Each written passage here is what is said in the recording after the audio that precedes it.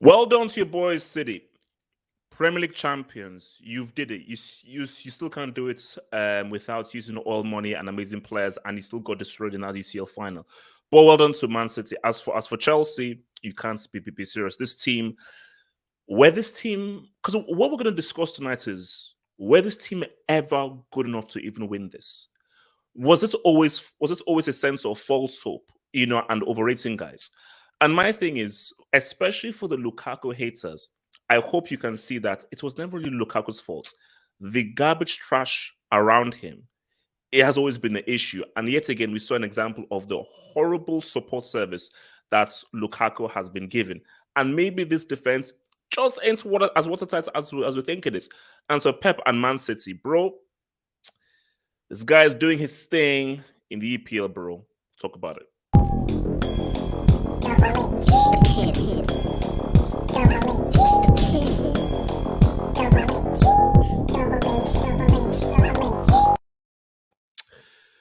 So I've got some merrymen here with me. We'll be breaking down the Chelsea game. We'll be breaking down Man City champions elect. And then we'll maybe touch on Man United and Cristiano's disaster class. I'll kick things off, and then obviously we'll go through Eric, Sage, and Ford. We'll go your boy Ralph in this. So, guys, my thing here is that you see, let me be fully real here. I already knew that this was a done deal. With regards to the title, I already knew that this was a done deal. This has always been a done deal. But the key thing to note here is that all I wanted was a Lukaku win. Just for Lukaku to get the winning, because even if Chelsea won this game, bro, I'll be real with you, I still wouldn't. Even if Chelsea won the game, City were always going to win the title. City would still have won the title. But I just thought, you know what? Let Lukaku psychologically have that. I got the winning goal.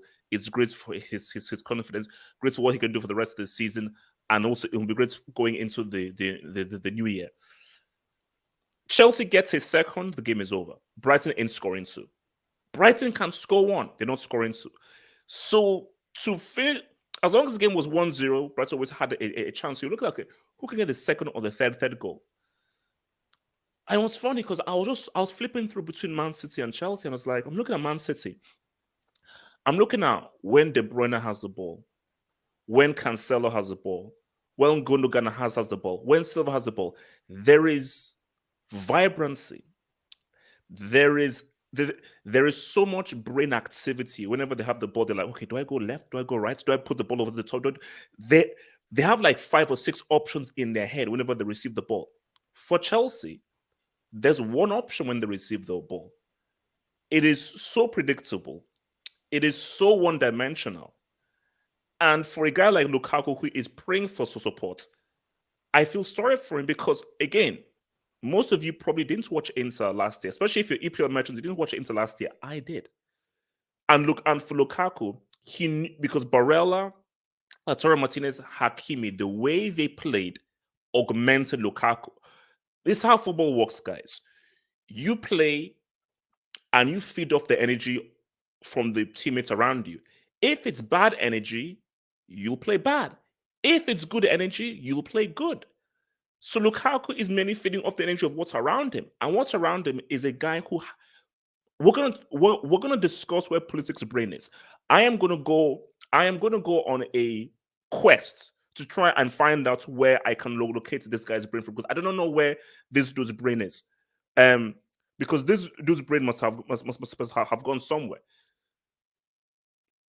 So for Chelsea, in my view and my opinion, this team was never good enough to win this league.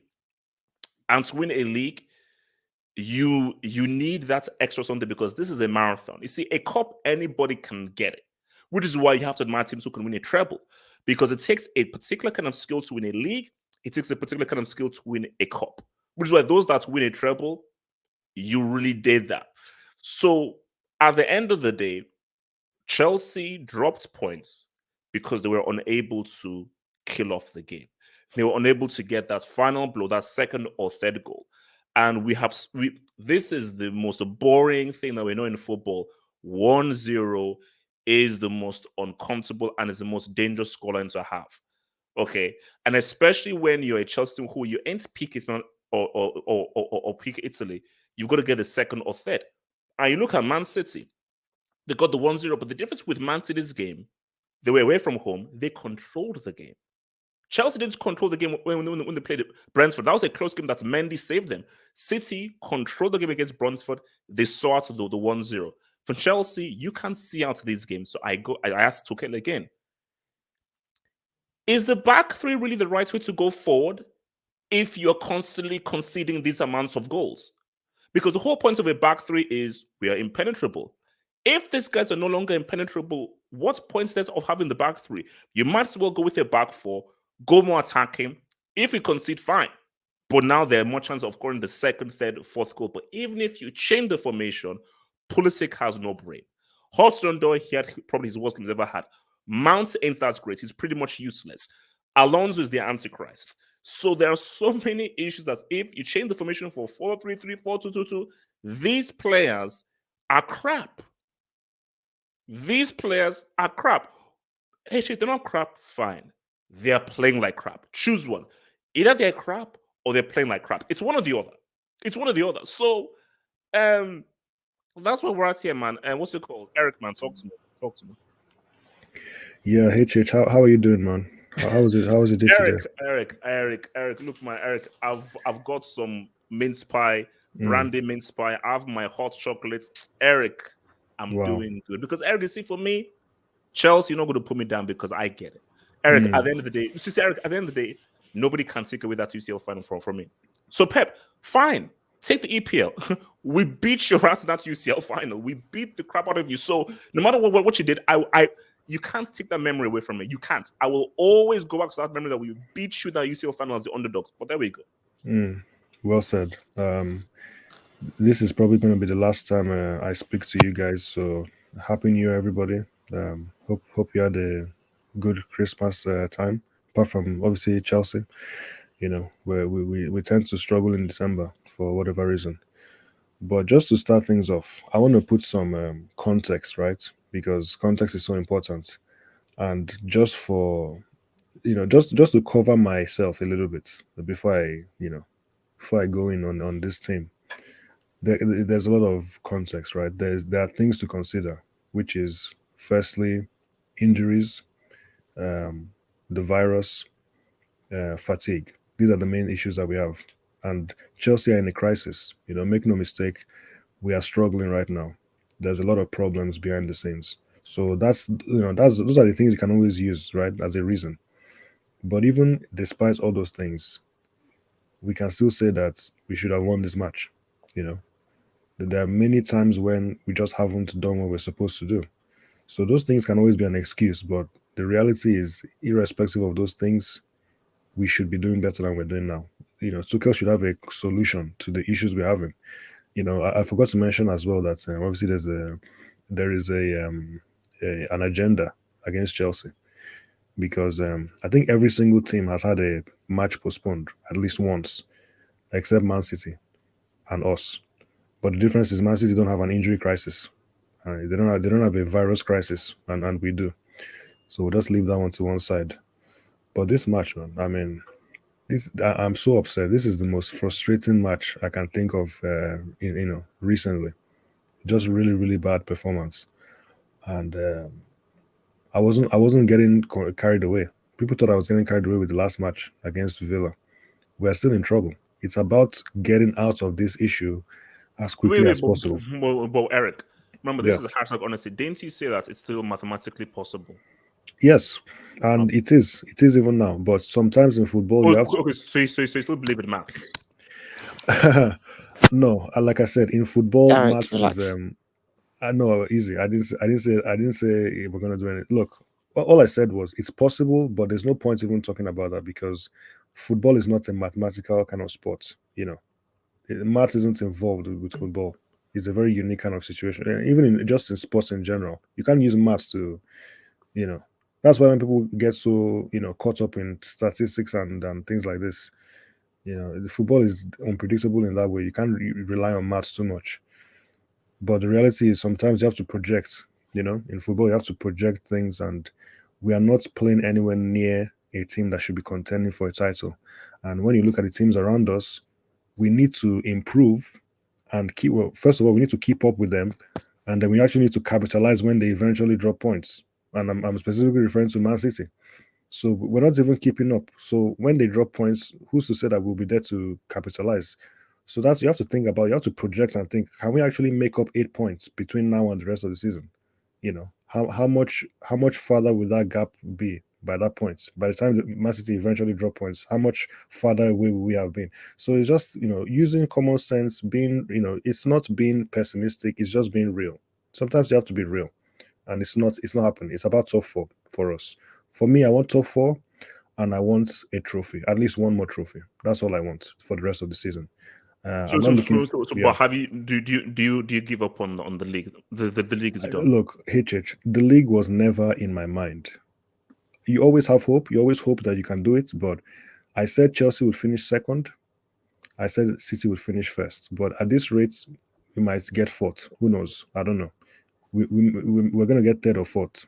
I don't know who's going to be the next team, the other top four team. But at this rate, we're not good as Liverpool. I know we are with similar points with them, but we're not as good as them if we're keeping it real. And City are just way too good right now. 10 wins in a row. I mean, yeah. Look, HH. I told people, man. I said this everywhere. I said that City are guys that Pep has cracked the code. He's cracked the EPL code. Like, don't talk to me about EPL being this elite tough. No. It's they're like Pep has just he's cracked the code. He can get 10, 15, 20 wins in the back of his hand. Like, City have made a mockery of this league. So if you're serious, you would be playing at an extremely high level. So if you're not prepared to play at extremely high level, there's no point. And Sage, man, talk to me, man. Yeah, Charity FC again. Surprise, surprise. Yeah, I just want to just give up with Chelsea with leagues and stuff. Like with Chelsea, every time we win a major trophy, like we do nothing with it the next year. It's just disappointment. Like every time we win something big, we do nothing with it. Whether it's injuries or changing managers in the middle of the season, it's horrible.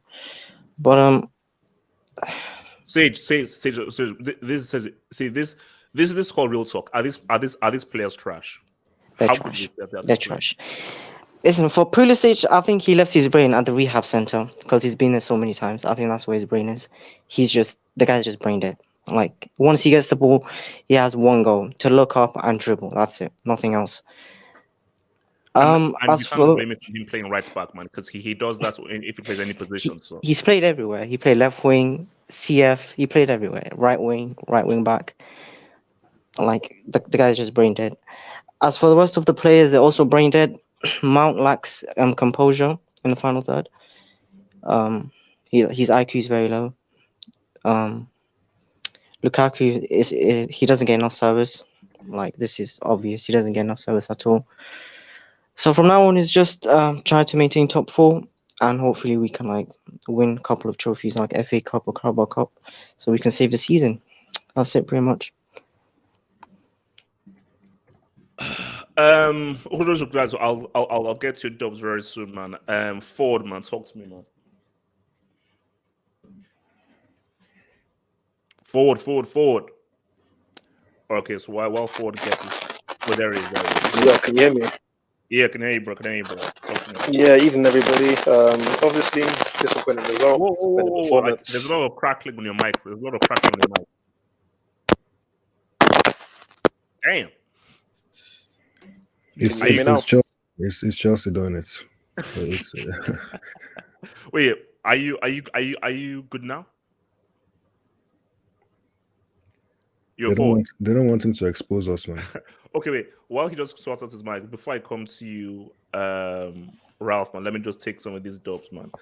So, Mr. Man says Nigeria lost against Central African. But okay, what does this have to do with anything, bro? I get it. I understand. I get it. And yes, Nigeria have had a Portuguese manager that sells fruits. I get it. I understand.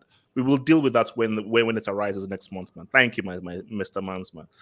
JJ Bridge says this worthless team are gonna get Tuchel sacked soon. They shouldn't. Tuchel doesn't deserve him to be sacked because for me, we have to champion a point where the players have to take the blame. This isn't Tuchel's fault. Tuchel isn't to blame for Pulisic running with his head down and playing like a brainless buffoon. But who knows, man? Because the players always win. Thank you very much, Bash. Chin up, half up. You're breaking bold again.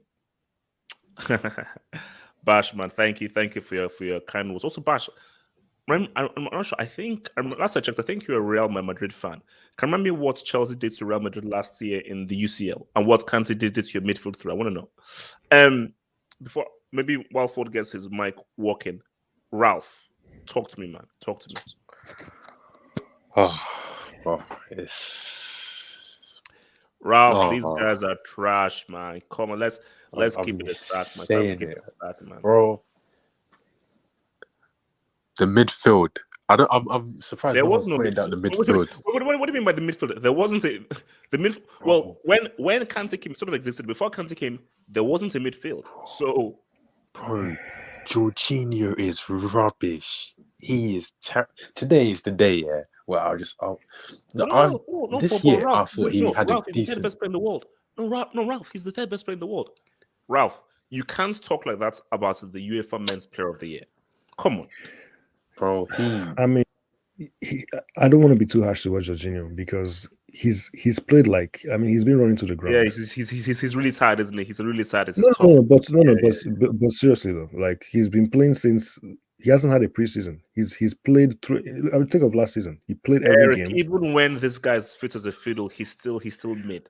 Even when he's fully fit, he's still. I need to destroy this myth about Jorginho's been running to the ground. Of course, he's been playing a lot of games, but remember last season, just before the Champions League final, this guy was playing like garbage, man. This guy was rubbish, man. I'm not buying with that. I'm not buying into the hype. Kovacic, it's just his. I don't know. Sometimes he lets the team down. Cho or HH. You know, Chelsea, Nigerian. It's his worst game. Like for me, I'm a huge fan of him and everything, but again, okay, bro, it was his worst game. He was bad. I hate it. I don't know if you've seen it, but Chelsea Nigerian Twitter have been cooking him since the last game. They've been cooking. I don't know if it's because he's Ghanaian, but they've been cooking him. So I expect when I wake up tomorrow in the morning, he's about to get cooked. So I mean, Borav, what is the issue here? Are the players not good enough? Does Tuchel need to change the formation? Is there a particular player that's letting the team down? I mean, how do you drop points against Brighton at home when after hearing that Liverpool lost against your boys? Why can't you react by winning a very winnable game at home? I think this team lacks consistency, and I think that's also to do with them, with their mentalities and them not being as good as people hype them up to be. And I think they let the hype get to their heads. So I just think maybe we should just ship some of these players off, like Jorginho. I'm done with this guy. Pulisic, bro. I swear Chelsea are so dumb. Why would you buy this guy for shirts? Sales? No, shirt sales. Yeah. No. Basically, he's there purely for business. Shout out to Marino, man. Yeah, like there's no. Oh yeah. Didn't Marino win like direct? No, I don't want to blame her for everything, but her work is really overrated. Like the signings, man. No. It's PR, guys. It's PR. I'm not here to be hating. She's a businesswoman. She doesn't have a single footballing sense in her. Like she's a great businesswoman in terms of getting money, creating money, and so forth. Oh, she's great. She doesn't have a clue with regards to football acquisition. I don't know. That was the guy. Like Emmanuel was the guy who. It's not just her HH. It's not just her. Everything. What? Her, Bruce Buck. Don't forget Bruce Buck, who Bruce Buck is apparently he's higher up than her as well. He's one of the chairmen. So So not yeah. So basically, Yeah. it's the acquisition is it's trash, man. But like, see, Ralph, look, my thing is look, Pulisic, Mount. Okay, Hudson-Odoi has only been coming out. These guys, maybe these guys just aren't very good. They're not good. They're Or rather, these guys can maybe be good for a short period of time, but then again, you cannot trust them over a whole season. this is my honest belief on the attack. I feel like Werner's not good. That he's generally not good. I feel like Callum, he'll become a good player one day.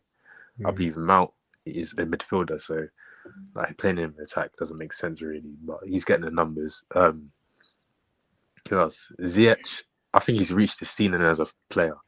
Like this is his peak. So That's the worst part of this whole team, man. So everybody else is struggling, and the attacking players aren't bailing us out, except Lukaku. Yeah. Havertz, I feel like he'll become a top player, but I don't think he will become a top player while Lukaku's here. This is my honest opinion.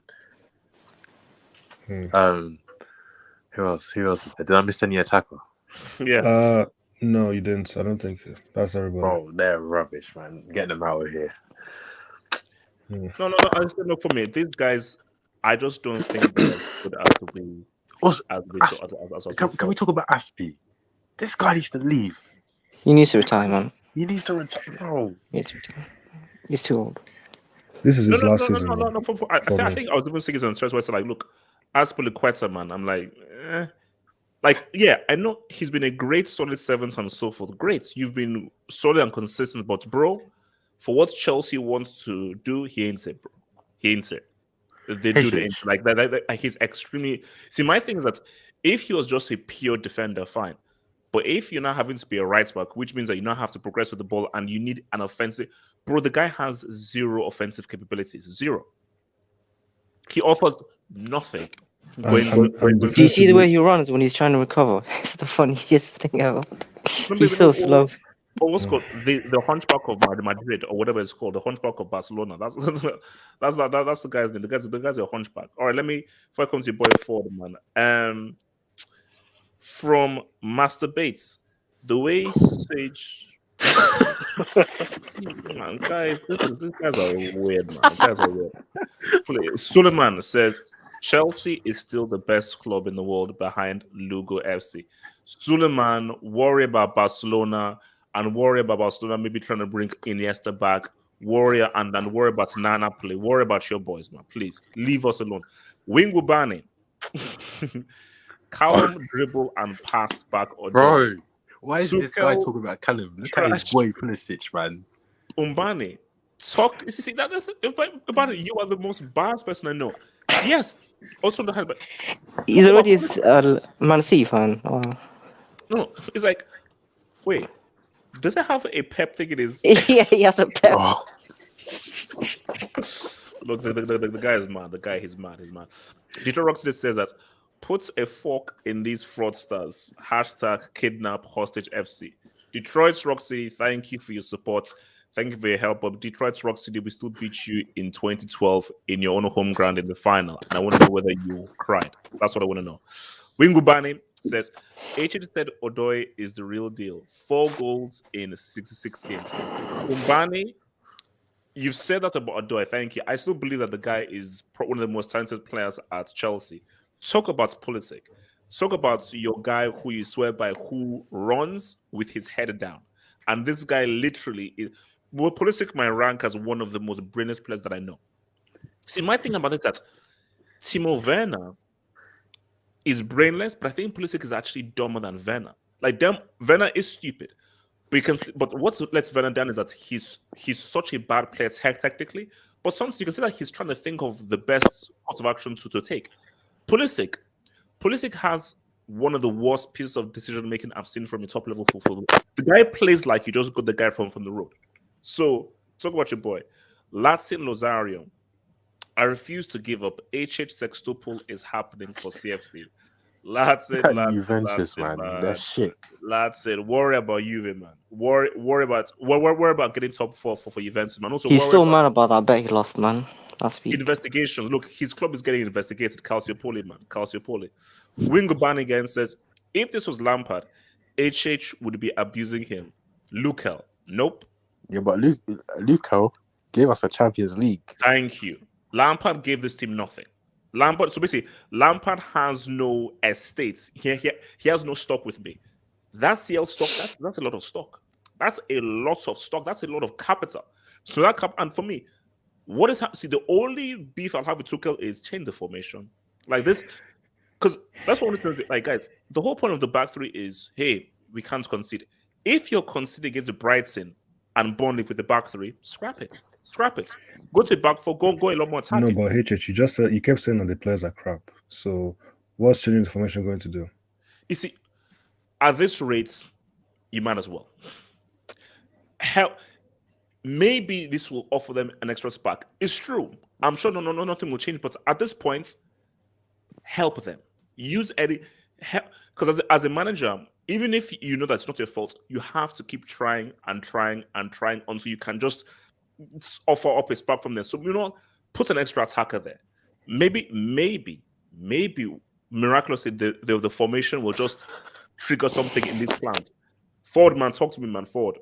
Well, I mean, well, first of all, evening, everybody. Evening. Sorry for the mic issues. They're as inconsistent as Chelsea right now.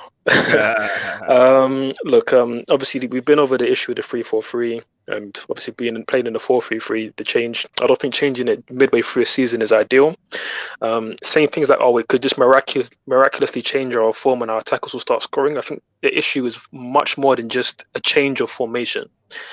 But again, I think I digress even on that point. Obviously, with today's situation, frustrating to the point of infuriating. But for me, I'm at a point now where I understood where this team is at. I was at the point where we're not going to win the league. That was my belief, and that was my understanding of the situation after Everton. So now this is just a realization of that now it's at a point where mathematically we're going to be having to get out of snookers to catch a Man City team who's been prolific in reaching 95 plus points. And obviously this team right now is not capable of doing that. It's very clear now. So many places to start. I mean, I'll start with even the point that Eric made at the start of the show, which was very good, that there's obviously clearly not excuses, but there's reasons for what we're seeing right now. Things like obviously the virus, injuries, fatigue, the schedule. I mean, you look at, again, this isn't just excuses for these players, but there's maybe reason to have, I wouldn't say sympathy, but to understand why the performance isn't at its peak level. For somebody like Pulisic playing out of position, you can understand why he's getting beat constantly on the outside. Now, was he poor today? Absolutely. They should be beating a depleted Everton. They should be beating Brighton. Even with all of these hang-ups, come on. Yeah, 100%. And of course, I will get onto that. And I mean, I'll get that out of the way right now. Yes, games like Burnley, Everton, Brighton, we should be winning that. United, a depleted United side who were awful, we should have been beating them. Absolutely. And you can maybe have one of those games, but you can't have all four of those games. That's not good enough. But again, when you're adding context to the situation, of course, Pulisic, you understand out of position, we're not going to see peak performance. Jorginho potentially playing with an injury, I can understand not seeing a peak performance now, but for anybody who says that he was terrible, Jorginho today, one of the worst performances I've ever seen from him. And again, injury or not, because we were told by Tuchel that he's been playing with a back injury. Whether he has that injury or not, performances like today are not acceptable. Because Basuma absolutely dog-walked him for 90 minutes. I mean, it's disgraceful, the lack of athleticism, the lack of recovery pace. And when you're lacking so much in athleticism, you need to be on point with your passing, your ability to control midfield, recycle possession. And it's been a common theme now the last few weeks where he's giving away silly, sloppy balls. You think of the United game where he takes that horrible touch, the West Ham game where he gives Mendy a very, very difficult pass back. Like today, sideways passing that's just inaccurate. It's like you're giving away sloppy turnovers under no pressure. Like an injury or not, you should not be making those kind of errors. So then obviously we go on to Hudson-Odoi again. There is context with regards to his performance. The fact that he played 90 minutes against Aston Villa. He wasn't meant to play 90 minutes. I think it's a bit of echo. So yeah, he wasn't meant to play 90 minutes against Villa. Then he plays another 60 minutes today. Probably wasn't fit enough to play today. But again, that's not an excuse for what was, for me, the worst performance that I've seen from Hudson-Odoi as a professional footballer. So again, so many so much of the situation, circumstances with injuries, everything has obviously affected how we're performing. So I can understand that point of view. But again, this team wasn't ready to win a title. Not against this Man City team. Not against this Man City team. But before Pulisic, just briefly, like Pulisic, like what's up with your boy Pulisic? So Pulisic, and good thing you brought him up because it leads to my overall point. But Pulisic is the result of poor planning in the transfer market. We saw an opportunity to get extra, maybe fans or monetary value in the American market by targeting Pulisic as the Hazard replacement. Shocking decision making. Again, when you have so much stocks in a player like Hudson-Odoi, who you then give 140,000 to, whether you like it or not, that's the reality of the situation. You then don't spend 15 million on another prospect like Pulisic, who again has flattered to deceive and not delivered. Whether he's in or out of position, his quality is not good enough for somebody who's now an experienced player and he's not delivering. So again, poor performance today. Yes, I have some sympathy with the fact that he's not a natural defender, so he was getting beat constantly by Solly March. But again, on the ball, not good enough, and yeah, overall, just not good enough from him. But again, the issue with somebody like Pulisic, and again, this comes back to the issue of Chelsea Football Club under Roman Abramovich, where we've had so much success that I will never take for granted, because for me, in my lifetime, I've not seen any English team win more trophies than Chelsea, so I'm very glad that I've supported this club. But the issue is that there's so much short-term thinking, so much ruthlessness, which, yes, is good to a point, because you can sack a manager like Lampard with so much sentiment, hiring Tuchel when a Champions League in the same season. No other English team is doing that. However, when you're making so many short-term appointments, and so many short-term signings, and so many different managers with different philosophies that you're having to mesh into one team, you're going to get these inconsistencies naturally building. Yes, we took our shortcut to winning the Champions League, even winning the league, when we finished 10th one season and won the league straight after that.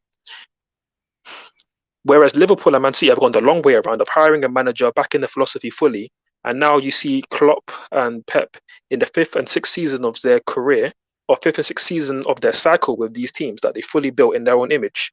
Tuchel's only in the first year of his time here, and has only made one major signing in Lukaku, who obviously was again great today. Yeah, he's not been given the funds to buy anybody else, and obviously we'll see what happens in January, but he's dealing with players from the Conte era, from the Lampard era, even back to the Mourinho era, obviously including the Sarri era as well. It's just not good enough. It's just not good enough squad planning. And again, I'll close on this point. When people make the case about our squad depth is so amazing. Yeah, maybe by the amount of players who are internationals, quote unquote internationals, who we have in our 25-man squad. Yeah, it's quite a lot. But how many of them actually suit our system? Again, there's a reason why Man City players on the fringes can come in and slot in like a glove, and nothing looks different. Yeah, you have someone like Alonso who just hasn't got the athleticism to play the intensity of football that we want to play. This isn't Conte football where you can sit on the back foot, concede a lot of possession, and then you don't need to press. You pick your moments, and maybe you can pop up on the edge of the box and score a worldie.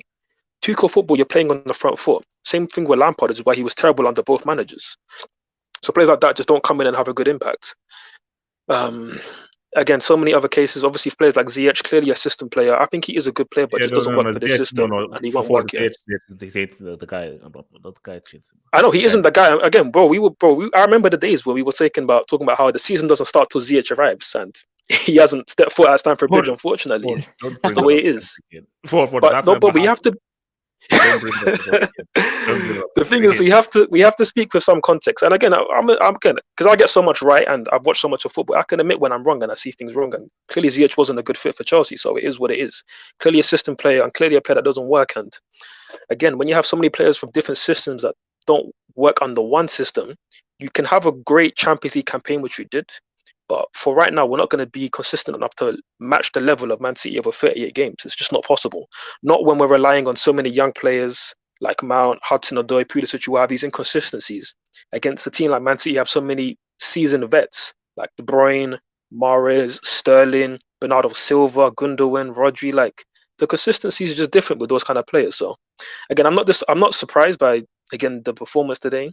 Disappointed, obviously, to concede such a late goal, but it is what it is. I think next season, again, is where we're going to have to see more progression. Because, again, for me to close on this point, I just wanted to see progression in the league realistically. And if we reach 85 plus points, that is quite a bit of progression for how we were in the league. Because it's very difficult to make up 20 points in one season and challenge prime Man City with Pep. It's not happening. All right, let me take some dubs and then we can get on to the rivals, man. So what's it called? Detroit's Rock City says, for the record, you have as many CLs as we have trebles. Detroit's Rock City. Okay, first of all, I don't know what that means. Second of all, Detroit's a very simple question. Did you or did you not cry when we beat you in 2012? That's what I want to know. Did you or did you not cry when Drogba said what's up? Yeah, that's what I want to know what happened, because I distinctly remember a certain team beating you in your home ground and Schweinsteiger and missing a penalty in front of his own home fans. So I know he must watch this. I just want to know what happened. Did you cry? Your boy Jose Mourinho, hey, I think it's time for me to save CFC. Champions League in 2 years. Now, Mourinho, relax. Chill. I think twice is more than enough. And I think we're good there. I love you, Mourinho, but I think twice is good enough for everything. You will always be a legend. You'll always be you'll always be a legend. But I think Mourinho, as right now, I think we've got it from here, man. Thank you, bro. Barney and friends, Jesus. Without Kante, opposition teams run through our midfield. No, look. As I think it was, I think it was, I don't know if it was Eric or Ralph. I was saying that, like, bro, in that first half, there was no midfield. In that first half, Brighton had, I think, 60% possession. I was like, wait a minute. How are Brighton have 60? Who cares whether they have to now get the goal? How do Brighton have 60% possession at Stamford Bridge? And that was non-existent. It's like, what the hell? But yeah, Mourinho again. Kaku got me sacked at United. Useless striker. I wanted Griezmann at Man United. Mr. Woodward brought me a break. P.S. I told Kaku at Chelsea in 2015. Respect. Look, Lukaku didn't get you signed, Mourinho. Jose, bro, just do what you do at Roma. I remember Mourinho. It's fine. I don't think you coming back. It ain't it. I still believe in you. Just do the Lord's work at Roma, please. Just do the Lord's work at Roma, and then we'll be there. And also, Mourinho, if you recommended that bomb as a Nigeria coach, man, we're going to talk. Suleiman says, Barcelona and Lavi are finished. # logo promotion. Suleiman, you're a Barca fan. Support your freaking Barca team. Don't be a coward. Support your freaking Barca boys. Go down with the ship. Cesar Silva, thank you for the dub. Weird signings and manager uncertainty equals no plan. Well, I don't know where you get manager uncertainty from. I understand the weird signings because I don't know who decided to sign Werner. Pulisic, as Forjo said, that was a vibes signing. That signing was really to do shared sales, which is cool. My thing is that how profitable has that signing been? Because I think what we've seen right now is that this guy ain't it. This dude's crap. They gave him the 10 for a reason, man. He's crap and he's brainless. He's crap and he's brainless. What's the word? To the point of just to add to this point, he said talking about manager uncertainty. That's the fact that we're not giving any manager time to actually implement their system. That's the main reason. I think we maybe wanted to, but then there was a transfer ban. Obviously, he wanted to leave to Juventus, whatever. I think the only manager we actually wanted to maybe build something with was Lampard, and he was the most inexperienced manager of the lot. So, again, it's no surprise that Klopp's built a team that can actually challenge for things and win trophies, or win the league at least. Same with Pep. So, with us, we're not actually doing that. So I just hope Tuchel that he's earned enough grace for the Champions League that we can go and back him and give him 2, 3, 4 years to build a team in his image. We pray, man. Your boy Casey, man, thank you for the dub, says, feeling good about yourself. Remember, J5 is top 3. Show with 4 goals earns 100,000 a week. Mount is considered good, and teams with that touch has a Serie. Now, Casey, you're a Barca fan, so tread carefully when you talk, because Casey, I could easily say that 8-2 was one of the most amazing things we've seen in football history. I can also say that Messi wasn't really crying when he left your club, and I can also say that shout out to your boy Napoli. And also the case, I'll say that you best finish top 4. So, but with regards to this, bro, what do you mean by feeling good about myself and everything? And also, Jorginho is from the road. The guy's crap. So I never vouch for that clown. So I don't know what you mean by dude is top 5, bro. 4 goals. Who cares how many goals he has? He's one of the most talented players that Chelsea have. And he needs to be playing games. And most of those games that he's played, he was played at freaking right back. How many games has he actually played in his strongest position? So again, the keyword here, context. Now, this isn't for also. I don't know. Neong over Pulisic. He's spitting right. Did you know that Niang actually had a good season last season? If you look at like the Liga on stuff, but I'll leave it. And this is why it's facts. I'll take Mugabe over Pulisic at this point. Can y'all please stop disrespecting Mugabe? Unless you're Zimbabwean. Oh man. Look, basically, no comments. From you think I'm so stupid. You think I'm that dumb. I am gullible. I'm not that gullible. You freaking clown. So Mr. Username, which I won't say, relax. It's Tuchel's first season. He'll bomb next year. Look, we all believe in Tuchel, and I still think Tuchel can do it. This isn't Tuchel's fault. It's not Tuchel's issue. These players are trash. Daniel T, talk to me. I was just here as emotional support for Forward. I clicked read and I heard Forward, man, you got that support. Bad. Man. So I just want to check on my guy. Like, you doing good? You gonna sleep all right tonight? Like, is everything okay? I appreciate you, bro. And yeah, I'm good, man. Obviously disappointing, but to be honest, the blow was softened by the fact that I understood that we weren't up to it this season. So it is what it is. Well, I'm just checking in, man, because you didn't sound in a good way, man. And because like I heard you say the point about Pulisic, and I was like, oh man, that was my point from like 2 years ago. So like, yeah, forwards, he's finally come along. Is that Eddie from Australia? Yeah, man. What's up? What's good, man? Hey, what's good? What's up, man? Yeah. How you doing? Did you so you stayed up all night to watch that? No, I didn't stay up all night. The game was at 6:30, so I could wake up early to watch it.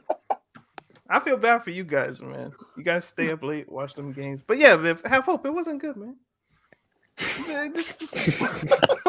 What do you want me to say? Like, Brighton outplayed Chelsea in every facet of the game. The only thing that kept Chelsea in the game was Rudiger was a really good defender.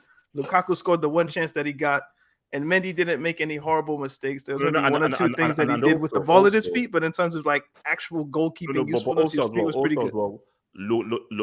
Lukaku had a good game, man. Oh, he did.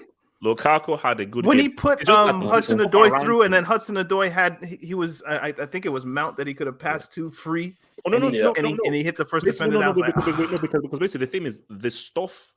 This wasn't even Lukaku's fault. The stuff around Lukaku is trash.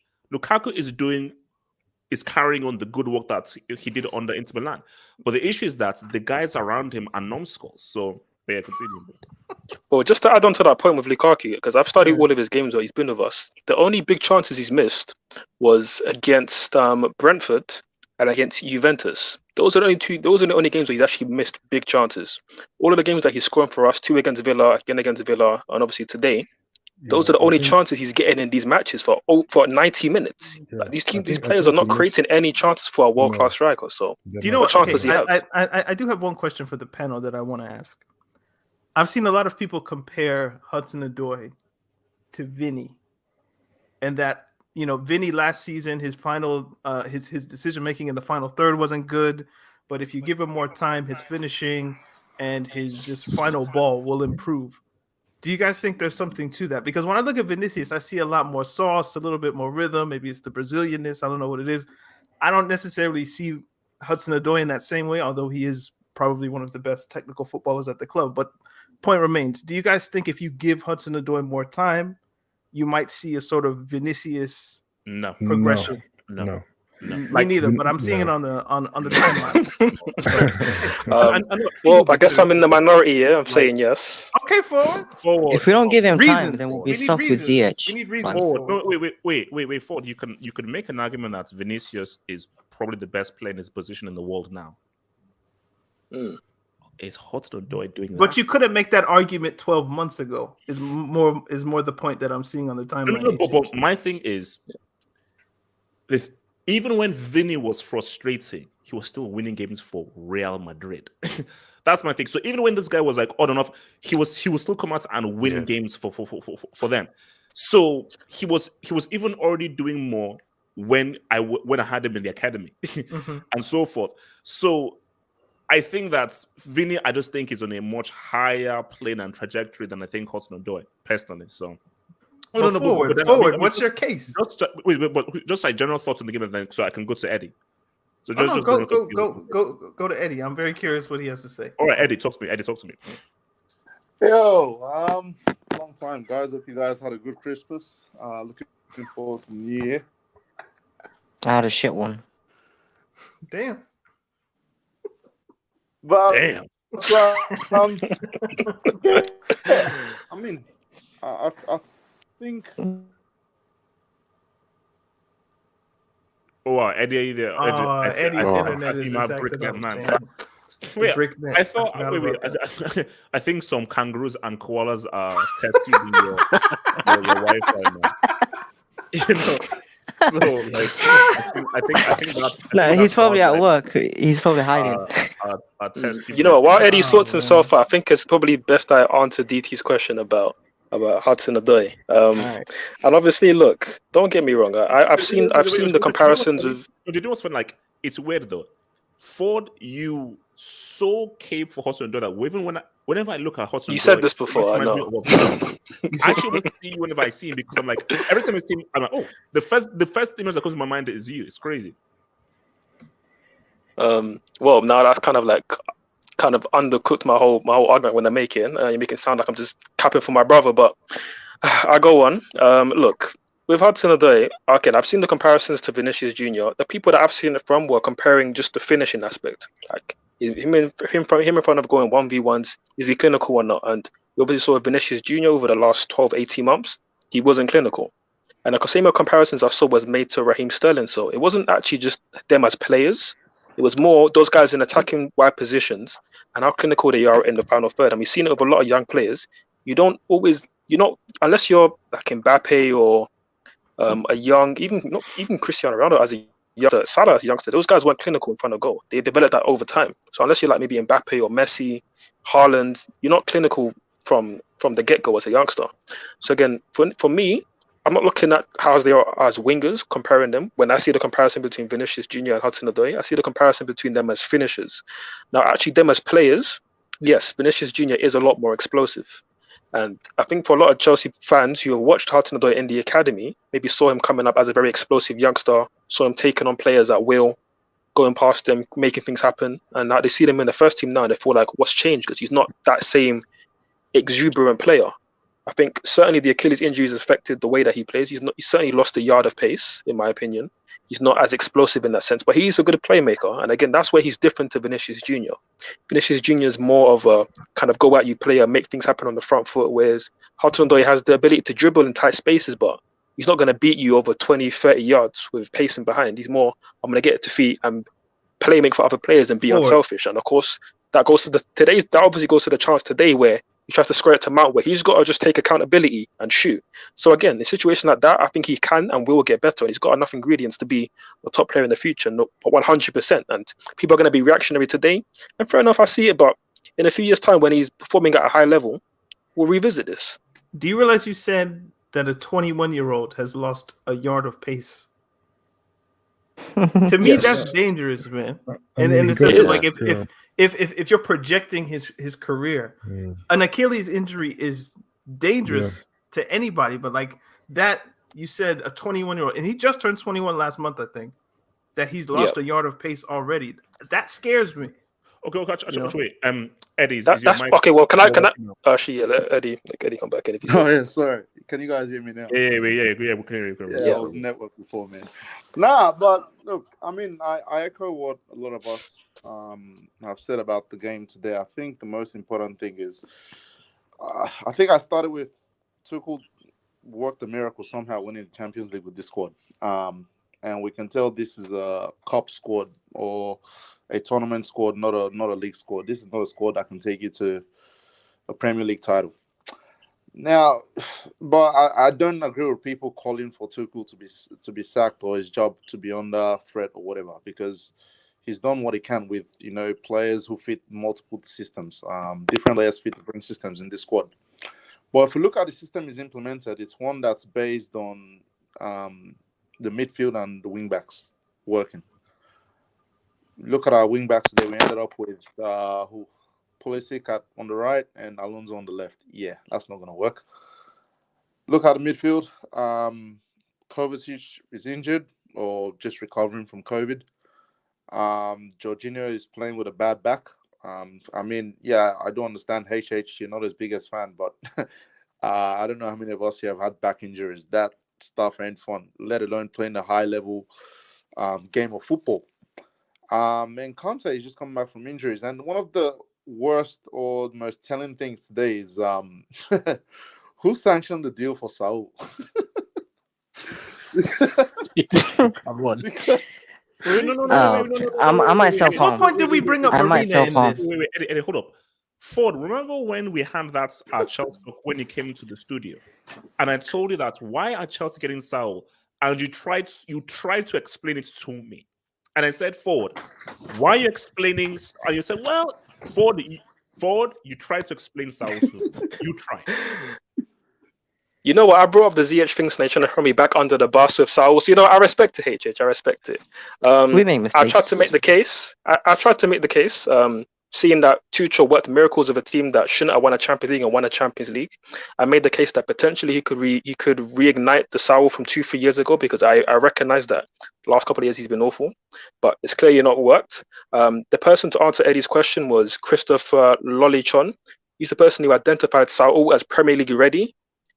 Instead of somebody like Tuchemeni or Declan Rice, who are clearly physically ready for the Premier League. Again, whether you want to spend the money on them is another question, but guys who are certainly more ready than Saul Niguez, who is one of the worst player in Chelsea Football Club history. Easy. Oh no, it's a fact. Again, I've seen He's on Bakayoko. holiday. No. I'm seeing He's on Werner. holiday. Just Saul's worse. Just be careful Relax, with the Werner. surname, otherwise Hey, Pep might lose his Eddie, monetization. Oh, Nah, of course. Don't get harsh. I mean, we've had what the Boji play for Chelsea. Come on. Who's worse than Saul? Djilabodji is worse than Sahul, man. No, but I'm talking about for the pedigree that you're meant to be at, and then Danny your Drinkwater. performances. Oh, drink. Nobody rated Danny Drinkwater. Drinkwater. Drinkwater did more. No, Sal, I've never seen any player offer nothing but oxygen. All he's done is basically breathe. Yeah, he sells oranges, man. He sells oranges. Yeah. And But, fruit. but that's one of the telling things today, that Saul was fit and didn't even Chris make Sutton? it off the bench. Oh, And again, let's face it, these attackers aren't it, man. You're not gonna win nothing with these attackers. You're not gonna win leagues with these attackers.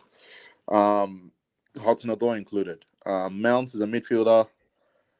Don't get me started on Werner. Pulisic. Barca can't just need to make a nice bid and we'll accept it at this point. Pulisic and Ziyech can go next summer. They just need a revamp of the attack. And that's it, man. It's not, the league is done.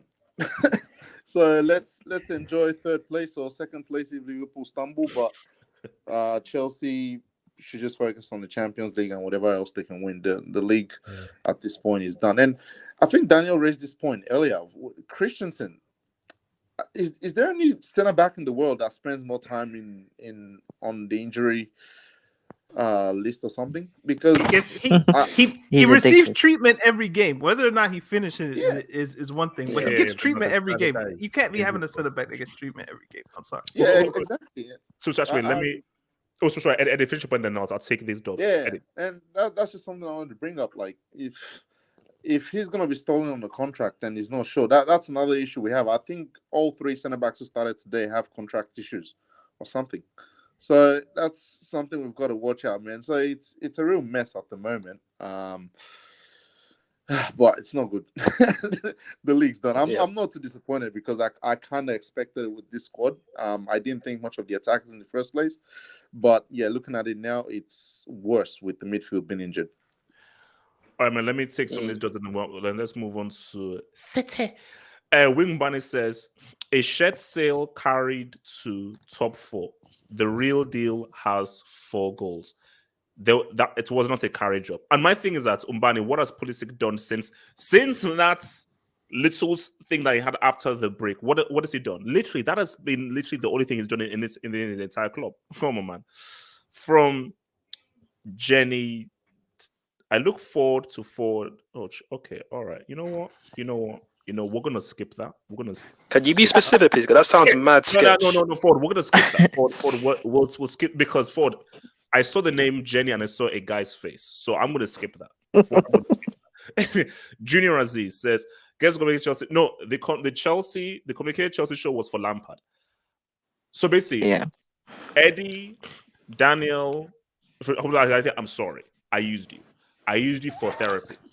No. Have hope. I will say, if the news from today is accurate, and John Terry is being lined up to be Chelsea manager, No. then the complicated Chelsea show will start that day. That day, the show I'm will be cutting back. ties We'll with Chelsea, cross that man. bridge. If he No. becomes Nothing manager. TV.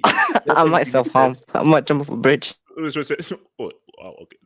I might join you. Hey, Nothing chill. TV says Chill. Di Matteo got the sack. Bram, keep that same energy. So I said, wait, what are you smoking? No. I think, wait, you're a United fan. You've not won a major trophy in like 3,000 years. So you say, who the hell are you to freaking talk, man? The heck? Suleiman, Lugo needs to copy CFC's model. UCL in 10 years, HH. Relax. We win a UCL at least twice every 10 years. So relax, bro. We win Lugo. Relax. Have hopes, honest opinions, resurrection. Jesus. Guess who? Praise Lukaku for a trash 90 minutes, but scores one goal and being a terrible footballer. But I hate CR7 even when he does the same. I'm half hopeless. My dear friend, whoever you are, we will get to CR7 because CR7's disaster class has to be talked about because that was atrocious. And I'm going to talk about CR7's atrocious disaster class because what he did against Newcastle, bro, I'm waiting for someone to DM me that disaster class thing with the Titanic music played with the broken flute. That's what I want to say. I say I need that for my personal enjoyment. Your boy Chris, thank you for the dub. How can Hudson be the next Vinicius when he's eating jollof and fufu every other night? Hashtag West African. Oh, Chris, come on, wow. Chris, Get it. Chris, we've got AFCON next month. We can't be making these kinds of jokes, man. Okay, come on. All right. Okay, AFCON is next month. I think everybody should be pro African and very, very Pan African for the foreseeable future. Did I miss the Jorginho part? Oh yeah. No. We Okay. skipped that. So guys, now see this now. You see, I don't know how to feel about this, but let's talk about this. Mm-hmm. You see, I knew it. 4 and 5. 4 and 5. And people don't want me to bring this up, but I keep saying that I feel that Pep has made the greatest impact in the Premier League. I believe it's based on the way they have won games and what they've done. I respect the Invincibles. I respect Fergie's longevity. I respect Fergie doing 3 in a row. I respect that. These guys, the Invincibles and Fergie didn't make a mockery of the league. They didn't make a mockery of the league. Pep is making a mockery of the league. City are playing, it's as if City are playing football that is on a different wavelength and planet from everyone else. That's what it feels like. Because every time I just tune into a City game, the way they move the ball, their creativity, the movements amongst all players. You have a guy like João Cancelo, who is he left back? Is he right back? Is he a striker? The 4-dimensional nature of their tactics, bro. I just don't think anybody in the Premier League, because my thing is that we always have to go back to that first season when he finished third. And the media said, man, you can't bring this continental pass football here over. This is the Premier League. That's how things work. Those guys still haven't apologized. And obviously, Daniel, you went here because someone shared an... Actually, wait, maybe I think it's half the image. Because there was an image from Bleacher Report. I saw it. It was, from Bleacher Report, which had him like sinking down and everything. But like, oh my gosh. But here's the thing is, look. Mathematics, we don't know what happened, this, that. I feel that loss that Liverpool had, that was a body blow. Because Liverpool are going to lose Salah and Mane. And I always said for Liverpool that Salah will do Salah. If Mane isn't LDO, they can't beat City. For Chelsea, the moment Chelsea lost to Everton, that was it. So my thing really is, because I thought that, you know what, we're going to see City Liverpool go head to head. But what you're seeing right now, because if these guys go ahead and do 4-5, is it really a duopoly? I mean, No. Look, man. Shout out to Miss Smallwood. Bless her soul. I was never the greatest as math. I was playing games in the back of the class and so forth. I was not the greatest at math. That's why I got pushed down from high tier to intermediate tier, and I almost still flopped. But I know enough math to know that 4-5 is pretty good. You know, like do your pie charts 2/3. Who gives a damn? 4-5 is good. 4-5, that's near. 4 out of 5 is not a duopoly. And see, the only thing you can put against Pep, Champions League. That's it. That is it. That's it. That if he gets that Champions League, we now have to have a real conversation. But if you want to just focus domestically, bro, these guys are on a different level. And the reason why you have to go to give Pep so much issue is if Salah goes down, Liverpool are screwed. They're screwed.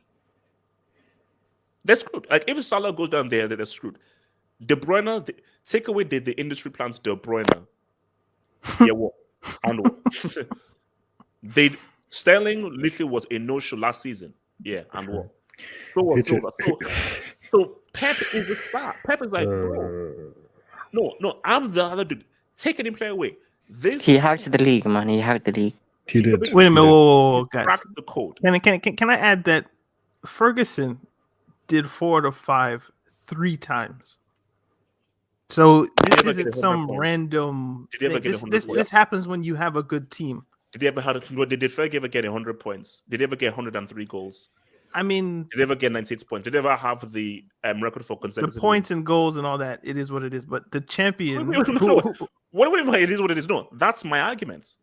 No, bro. No, if you want to do about wins, of course Fergie's done that. But the whole thing about amount wins, yeah, Fergie's done that. But my argument is it's 4-5 plus how they're playing, how they're beating teams, how they're controlling games, the amount of goals that they can score. They beat Brentford 1-0 today. What? They beat Brentford 1-0 today. I mean, maybe you can talk about how they've been doing. And then they dropped 6 against Leicester. And I think they dropped 7 against Leeds. Yeah, so my thing is that no, it's the whole picture. So which is why at the beginning of this, I said to Eric that they're winning this because this is how you win a title. They can give you a 1-0, they can give you a 7-1. So what do you want? Do you want it 4-1, 5-1, or do you want to equal to a 1-0? So that's how you win titles. Whether I can equal to 1-0, I can lambast you very easily. So the real thing is he's cracked the code of the Premier League, which is why, in my opinion, look, we'll see how it goes. I will be shocked if they don't win the league because I feel that this winning run is going to continue because whether they are playing, I'm like, nobody's touching these guys.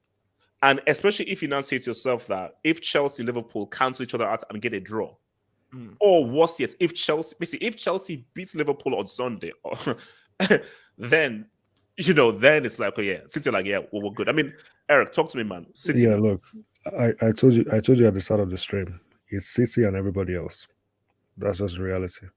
I never thought a team would win 10 games in a row this season. I never imagined that would happen because I thought it just it just gets more competitive every season, and I didn't expect anybody to be as consistent as that. But obviously, Man City, they've done it, man, and the way they're going, maybe they'll get 14, 15 in a row. Maybe they'll equal their record. I think their record is 18 in a row. So it's very sad, but look, it's not even a 2-horse race, man. I think City are clear of everybody else. Even if like when you have squad players who come off the bench and make an impact, a real impact on the team. When you have people come, I don't know who was saying. I think it was Ralph who was saying that players come off the bench and it's like nothing changed, and that's when you know that you have a squad that is actually effective. That is what squad depth means. So when people want to say that Chelsea have better squad depth than Man City, you have to think about what you're saying, So real squad depth is when people come off the bench and you're still winning games, you're still controlling games. So You know, Pep is a genius. For me, he's not a fraud. Maybe you can say he's a bottler. Obviously, he bottled the Champions No, League. but let me play Lucifer's advocate. What about people who say that money? Yeah, yes, you did it, but you only did it because you can spend it. You can spend lots of money, a lot more money than other guys Yeah. can spend. That's a How fair much? point, to be honest. But let's be honest. I mean, other teams are spending money. You know, Chelsea spend money, United spend money, but these guys are nowhere near, you know, where Man City are. So yes, Pep spends money. He needs money to do what he's doing, but he also improves players. You know, the level that City have reached is it's ridiculous. I mean, I was telling you the other, I don't know how many weeks ago this was. They haven't dropped below 81 points. The first season was 78. Since the first season, they've gotten at least 81 points every season. They scored the most goals four seasons in a row. That is ridiculous stuff, man. It's very difficult to No, compete with because what they're doing. as I say again, I respect Fergie, and I still believe Fergie is the better manager because Fergie can do more with less. So Fergie as a manager is better than Pep because he can do more with less. But we've got to talk about what he's done to this league. Because Eric, I was told that this league is the hardest league, is the elite league, is the toughest league. He's made it a Mickey Mouse league. Like he's turned it into like, no, this is like it. Because my thing is that even when United were winning, they were sort of pushed. So it was like, bro, this is like these guys are just United were never on a whole different planet from everyone else. It never felt like that. It felt like, okay, yes, they're the best team, but City are like, nah, no one is touching us. No one is are touching this freaking dudes. But so, look, man, Sage, man, talk to me. Say, Man City have officially adopted this league. It's now become like the Bayern version. We're like the side chick from now on. It's done. The next 10 years, we're gonna have to watch City win like 9 in a row. We're pretty much fucked. Um, Pep is a genius. The way he can just, he always has a plan, especially in the league. He has a plan for Sage, I'll take him. Sage, I'll take him in January. I would, but continue. yeah, same. I would too at this point. Like Man City are just too good. Like they're pretty much unstoppable. Like their squad that is like I feel like they can win. They can challenge the league with their B team. That's how good they are. Like we're trying to challenge the league with like 100 million signings and stuff. They can probably do it with their B team. That's how good they are. Like other than that, I've pretty much got nothing to say. Like they're just too good. Shah, man. And what's it called? Ford, man. City, man. Ford. See, Ford, like, God, I mean, like, Chelsea can't do what these guys are doing, man. Like Chelsea, like there's a sizable gap between this Chelsea squad and what these City guys can do. Like, it's different. It's different level, man. No, 100%. It's a different level to what Chelsea can compete with right now, and even me as the resident proper Chelsea fan, according to people in the chat, even I at the start of the season after the Champions League win, I still said City were favourites, and they've only gone to show that in spades. The point you make about Sir Alex Ferguson is very, because obviously that's the only manager that's had any comparison with dominance. And I feel like that is a very good conversation you can have between the two, because I feel like that era of football, like 10, 15 years ago, was completely different to what we see now. Like if you watch certain old school games, like there weren't set patterns to dictate play in terms of building up from the back. It was we kick the ball from the keeper. Our two ball-winning midfielders would try and battle for the ball, and that's how you decide who has more possession in the game. There wasn't like these kind of set tactics of zonal pressing triggers, or playing these incredible high lines. And also, Ford, you feel free to take this on Twitter if you want, because I know that Knicks and people will come for you. We know what Pep did to Fergie in 2011. Apparently, they said he got epilepsy and his eyes were red after that UCL final. So my thing is, whatever team that Fergie brings, I don't think that he can touch what Pep is bringing. Because this whole possession thing of dominating, Pep knows how to counter whatever Fergie can bring him. So my thing is, like, I said again, I respect Fergie, but Ford, as you said, there's a conversation. Yeah, there's definitely a conversation to be had, and I feel like in terms of coaching excellence, Pep is performing at a higher level than Sir Alex Ferguson. I think that's clear. Again, like going back to that, my point with those eras, it was more about players back in that day. It was less about tactical. Like it was like right now, it's so micromanaged how managers get the best out of players and whatnot. Whereas back in the day, it was about man management, what you can maybe do in game, and like just how you would speak to your players and motivate them. And obviously, Sir Alex Ferguson was the best motivator. He was the best man manager in terms of managing all the egos at the time, because again, United had so many egos, so many world class players, even on the bench, that you had to manage. And of course, maybe Sir Alex in that aspect was better than Pep. I think it's quite clearly better than Pep. But obviously, where Pep shines, obviously, is just the ability to coach the best out of players and get them to fit a system that he wants, and that system is so dominant. I mean, you look at today's game again. Yes, DT makes the point that it was only 1-0, but I mean, if you watch the game, I mean, again, I didn't watch most of the game because I was unfortunately watching Chelsea, but they had 77% possession away at Brentford, and it was dominant possession. They're not letting Brentford have any chances. I think they only had 2 shots on target at home, and that's a Brentford team that gave Chelsea hell, gave Liverpool hell as well, and again, at a time when everybody's complaining about the schedule, the virus, injuries, Pep won 1-0 comfortably away at Brentford, 77% possession. They also done something similar away to Brighton. I think that was 3-1 in the end, where they're just comfortable in these games, even though the scoreline's not massive. Guess how many subs Pep made today? 0. I'll let DT guess. Well, he made those subs? 0. Bro, 0, bro. Man's he's made mocking this league. Bro, I didn't even know that. 1 sub in 2 games. No. See, that's just disrespectful, man. It's proper mocking it, bro. Like, I can't like. I respect that kind of mockery, bro. I respect it. I actually love it. It is sick because if you can do it, you can do it. I love it. I want to throw another disgusting stat. We don't have to run. If all we're doing is just pass, and we don't remember, if you don't have the ball, you have to chase and run. But if we have complete possession and so forth, no one gets tired.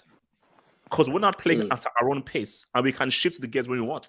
That's 100%. Yeah, it's scary. It's very scary. I'll let you add this stat, sorry. Yeah, Chelsea in their last 4 games have scored a total of 6 goals. Guess how many Man City scored in their last 4 games? They scored 6 last game. Stop there. Man City in the last 4 games have scored a total of 18 goals. I just want to see that. Yeah, that's bad. That's bad. I mean, we didn't need that. We're already quite downbeat, but yeah, that's. Edward, can you please take the mic, please, Edward, please. Wait, but can I just end on this point quickly? So obviously with Man City, again, finances have certainly played a part. It's allowed Pep to build the team completely in his image. I think you look at everybody man for man at City, whether you rate players or not, it's very clear to see that everybody is technically proficient. Like Man City's rondos are all prestige. Like everybody's got such great technique, passing ability. It's at a great level, which again, you look at Chelsea, certain players, they just can't compete on that level. It's clear. And that's why they're able to hold such easy possession, dominate games, suffocate teams, and feel like naming names win almost at will. Why, Chelsea? Mm. I mean, how long do you have, bro? Like, I'm just saying, like, you know. I mean, just so many. Just so many. Like, Eddie. Good dear Lord. I mean, look, I'll try to go a whole day without bringing up Werner, but I mean, if we no forward, no. But yeah, let me not get sidetracked. Sorry, DT. Yeah, let me not get sidetracked. But yeah, that point about I know, but that point about obviously, look, City have so many ballers in the team, and again, the scary thing that I want to end on right now is they didn't sign Harry Kane in the summer. They didn't sign that big name striker, and they're doing this to the league. We all know what's coming in 2022. They're signing somebody, whether that's Haaland, whether that's Vlahovic. Like, it's coming. Maybe they go back for Kane. Like, so this was the time for. Again, I would have liked Chelsea to win the league, but I realized it wasn't possible because we're not at that stage yet. We won a Champions League, great, but we wasn't ready to claw back a 20-point deficit. This was really the time for Liverpool to step it out. Now they haven't got the injuries. You got Salah in amazing form. Van Dijk's back. This is their time. This was their time. I think it's gone now. This was their time to close that gap and win another league title. Because they've only got 2 major trophies in this decade that club, or this near enough decade that club's going to be here. They've only got 2 trophies to show for it, which is mad for them, peak for them. But now next year they're adding a superstar striker, and the league's going to be gone from the moment it starts. So, boy, this is the Pep era until he wants to leave. And if you're Pep, why would you want to leave? Because it's easy right now.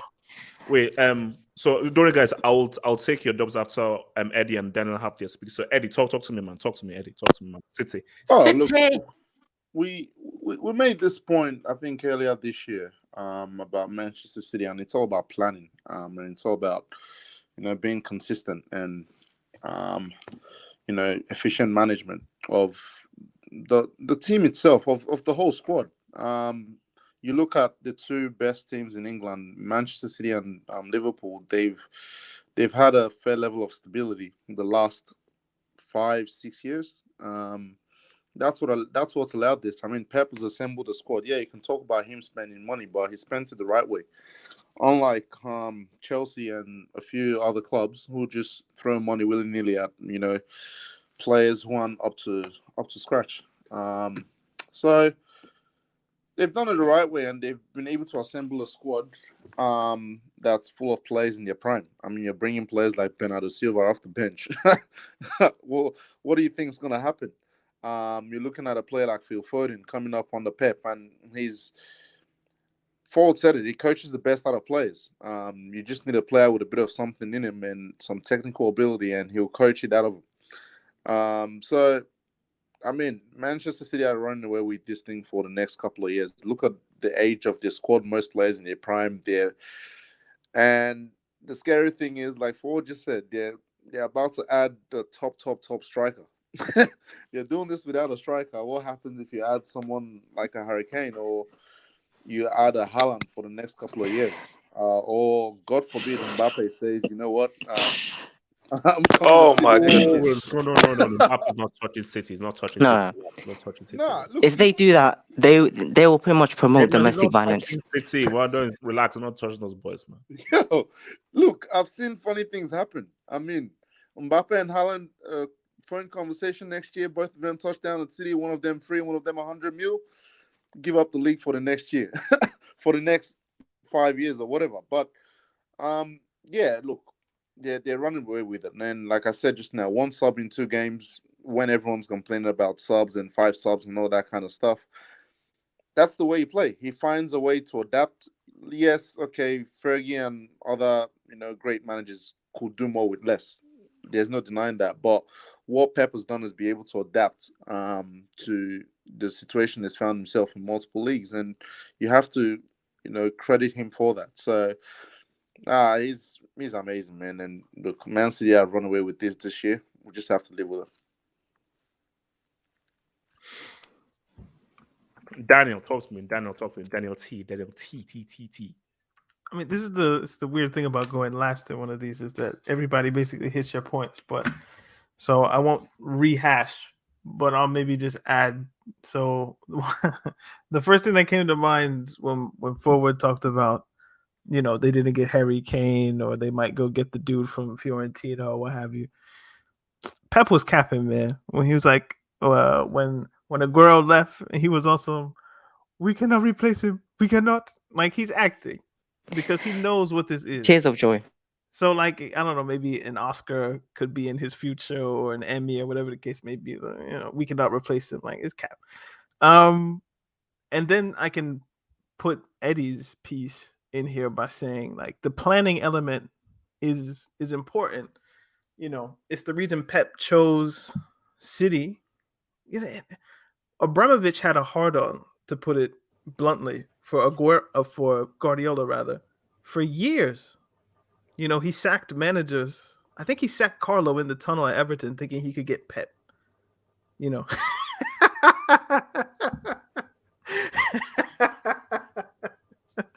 So, like, Roman wanted Guardiola. That was his dream, And I remember when Guardiola was going to leave Bayern, and there were reports in the media that say, he might go to Chelsea, And Guardiola had this quote, whether it's apocryphal or not, but he said, I'd have to sell 10 or 11 players if I wanted to go to Chelsea, whereas they have Tiki at City, who I know, who I've worked with at Barcelona before, and just it's a more seamless integration if I go to Manchester City. And then I don't know how seriously you guys take net spending, but outside of Manchester United, the past 5 years have been kind of bogged down with Ollie, so we understand that. But they lead the league in net spend, Manchester United, but that makes sense because they're the most popular club. in the English speaking world. But other than that, it's Manchester City. And if we look at like the next three, it's Everton, Villa, and Arsenal. You don't even see Chelsea in the top 5 of net spend in the last 5 years. And we know Liverpool's complaints with Fenway Sports Group. So once you have the level of planning, you can have all the money in the world if you're Manchester United, but if you're giving the money to Ollie, there's going to be trouble.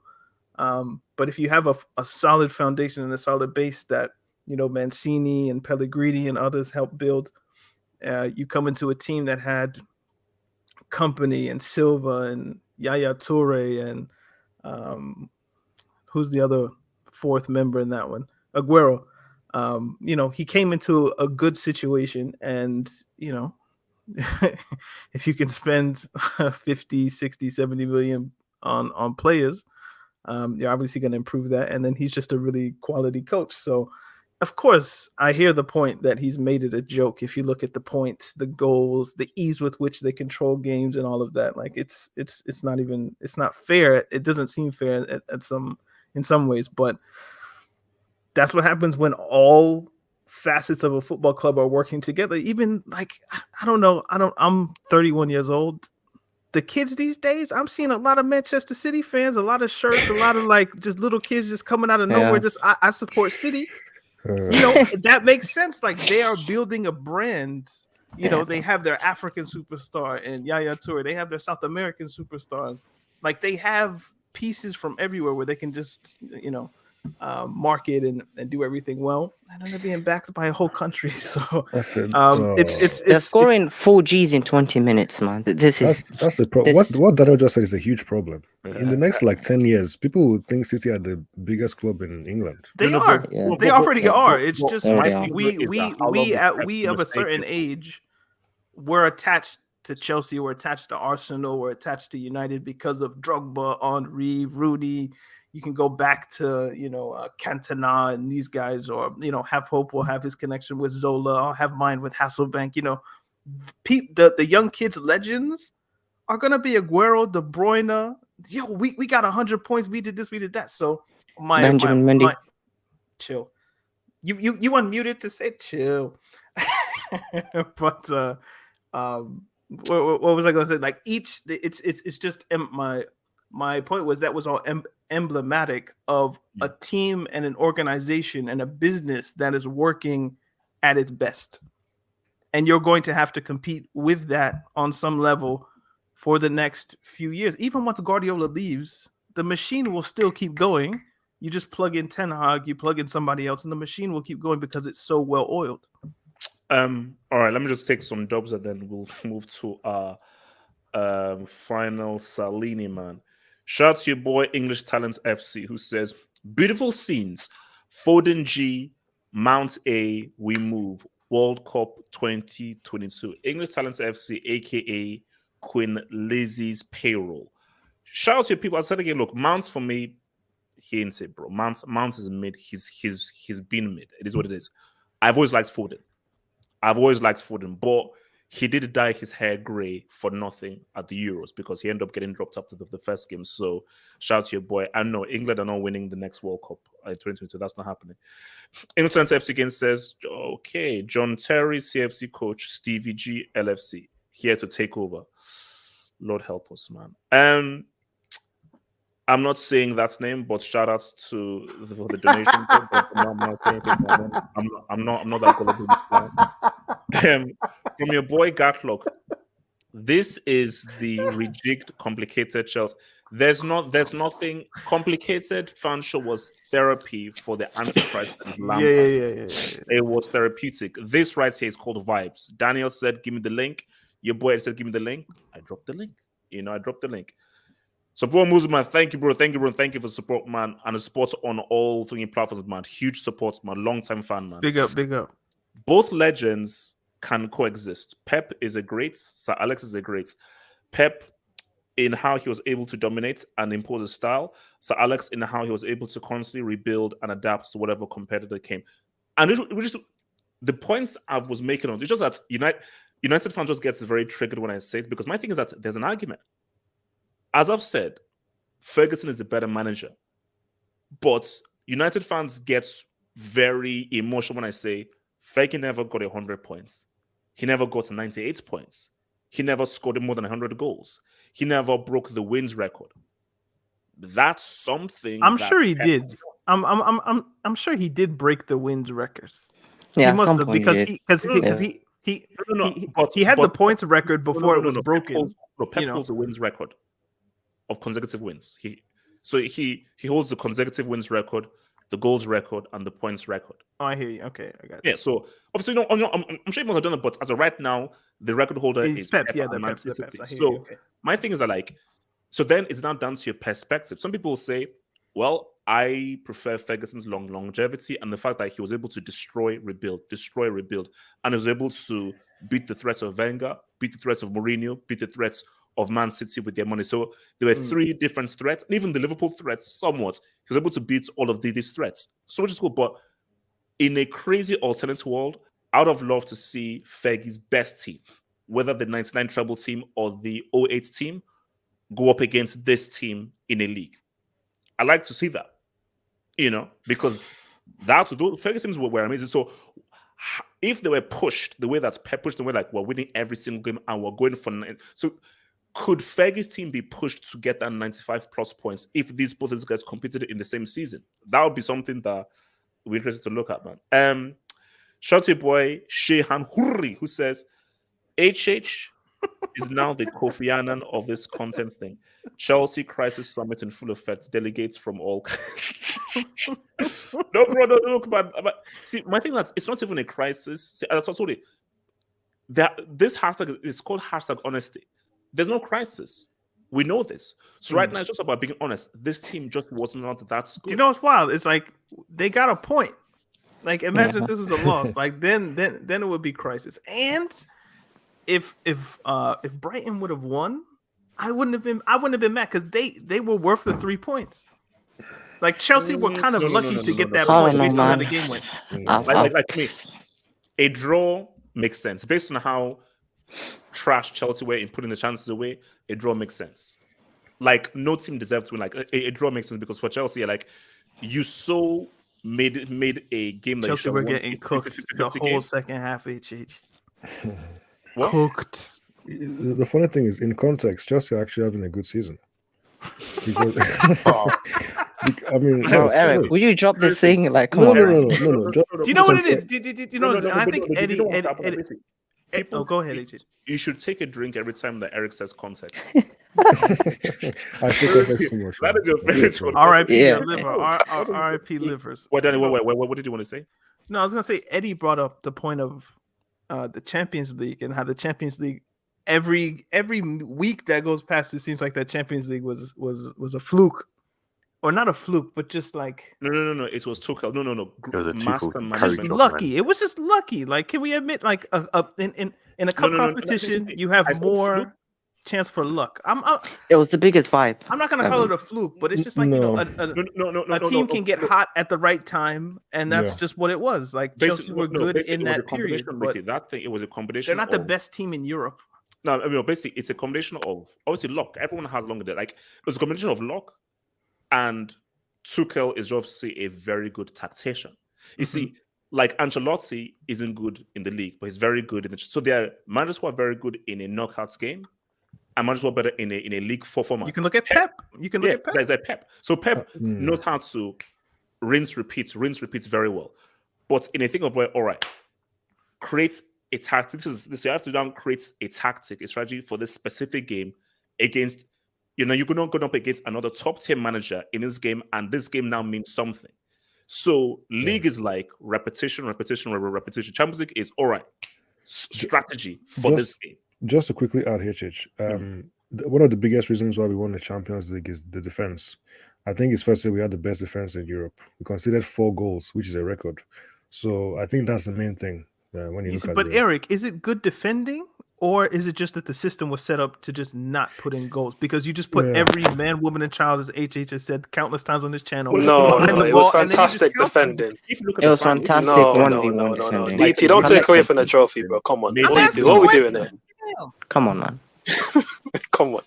Look, I get DT's point. Look, the champion doesn't always reflect who the best team of the whole season is, and obviously currently the league shows that really in the format that it is used the most consistent. But there's no luck. But you can't. But okay, the thing is, I get your point, DT, but you can't say the word lucky. Because maybe for 2012 you can say lucky because there were teams that were better than us. But this last season, we weren't lucky when we dominated Atletico. No. We were better than Porto. We dominated Real Madrid, and we were better than Man City. You can't say the word luck in that. No. I know 40 right. No, 2012. That was divine intervention. 2012 was luck because someone on Twitter showed that lineup. How the hell did that team beat Bayern Munich? That's trouble-winning Bayern side in Bayern. Yep, that's luck. For this Chelsea, Coast, I don't think it was a case of right because my thing is that look, if you look at the way Chelsea beat Chelsea they beat Real Madrid. They beat them. That Chelsea Barca game was weird. They beat them. Chelsea Man City. Pep screwed himself over. So Pep just said, "Oh, Chelsea, here, take it right here, boom, take it for you." I wouldn't even say that, to be honest. I think you're still taking away from what Tuchel and the boys did. But again, just quickly, this is where I was going though. I don't know whether Chelsea win. This is where I was going to Eric's point that it's still seen. It's still a successful season, even though like the super chat has Chelsea crisis. Yeah, if you win the Champions League, you can't then come the next season and say top 4 are your aspirations because you will claim to be the best team in Europe. The best team in Europe, irrespective of the league that they're in, cannot say we are happy and content with being top 4. Those two things do not compute. So you wanted and it's not like Chelsea 2012 where Drogba's old and Lampard's old and the team is basically it's their last huff and puff. Like no, that was a young team that had solid young pieces in it. You're bringing the coach back. It's not Di Matteo on some lucky thing. Like it is Thomas Tuchel who is this tactical genius or whatever. So you're bringing that team with Lukaku. You're adding the piece that everybody said they needed, a finisher into the team. So you can't go from best team in Europe, European champions, to, hey, man, if we get top 4, that's a good season. Let's just get an FA Cup. But we have to win the Club World Cup. I think that's a must. So that's the trophy you're looking. Yeah, exactly. For that trade. We need to be world champions to get that badge on our shirt. Eric, all this time I thought you meant the champ. So all this time was the Club World Cup. Because I remember treble minimum being out here. Eric, have some shit. But we never won the Club World Cup though. We lost. Eric, have some shit. Wait, let me actually respond to DT's point because he makes a very valid point, and I do get where you're coming from. You can't be champions of Europe in one sense. You can't be champions of Europe and then say that we're not ready to win a league title, we're not ready to win a major trophy. I get that, but you have to make the distinction between what a Champions League is and what winning a league title over 38 games against an elite side like Man City is. So there's difference between the two. Is overrated. No, we're not saying that because it takes a different skill set to be able to beat the best teams in the world on any given night over 2 legs and get the tactics right. It's all about matchups. It's about matchups. It is definitely about matchups. And again, maybe last season, if we played Bayern Munich at any point, I think Bayern Munich are a bad matchup for Chelsea. Now, Chelsea, again, were a bad matchup for Real Madrid, and we played our cards right against Man City. They maybe played their cards wrong, and also 11 of our players had some of their best performances ever on that day, and we were deserved winners. So, again, the point about why this season is progression, and is a good season so far, and if we, again, finish top 3 with, let's say, 80-plus points, we win some cup trophies, why it's progression is because the last few seasons, we were finishing on like 67 points, 70 points, battling tooth and nail with Leicester and Man United and Tottenham for top 4. Those are terrible teams. Now we're trying to make the jump to competing with Liverpool and Man City, who are teams that are reaching 95 plus points on a consistent basis. That's a lot more challenging of a task to do. So yes, in a Champions League, maybe you can almost, it's not lucky. It's the word luck is, you can't be used for that. But you can make the jump from being a decent team to winning the Champions League quicker than you can make the jump from being a decent team to then winning the Premier League, especially against Man City. I think that's a fact. What was the last team that won the Champions League that you would think didn't have a chance to win the league the next year? Oh, sorry. Porto. English. We'll continue that conversation another time, DT. Chelsea boy said, Tuchel and Klopp need to buy more English players. English talent says, I don't know how to break it to you and so forth. England are not winning the World Cup in 2022. But I respect your grind. I respect your grind, man. Cesar Silva. HH, I am Portuguese. Nigeria's. Wait, how did Yeah. they sign Portuguese manager? I don't know. I don't care what. No, but no. Basically, no. Shout out to my Portuguese fam out there. But yeah, Wait, what happened? my Portuguese fam have said that the new manager is basically great. Like that. The Mourinho guys- stuck us up, man. Yeah, so we got screwed over. Cesar, yeah, I know. Cesar, I know. Yeah, my Portuguese people on Twitter said that like the guy's trash. So basically, that's basically. You know what? I don't even want to go there no. now. Like, guys, I can't deal with that crap right now. Sorry. You know, all I'm saying is the streets are saying there's a conspiracy theory that Mourinho trying to get back at Emanalo. That's all I'm trying to say. Who is this dude? Well, Jose Pecorino? Oh Lord in heaven, man. Oh, the Lord jokes in write heaven. themselves. So guys, man. let's talk about my Yeah. goat. Man. Let's talk about my goat. Now, guys, look. Let's Shoot. oh, Respect Cristiano, man. wait. Let me just bring this in now. Let me be real. You see, I respect this man. Now, that may seem weird coming from me for guys who've known me for years, but hear me out. I respect him. And let me just try and explain this to you. See, I believe that this man is still one of the best goal scorers that I've ever seen.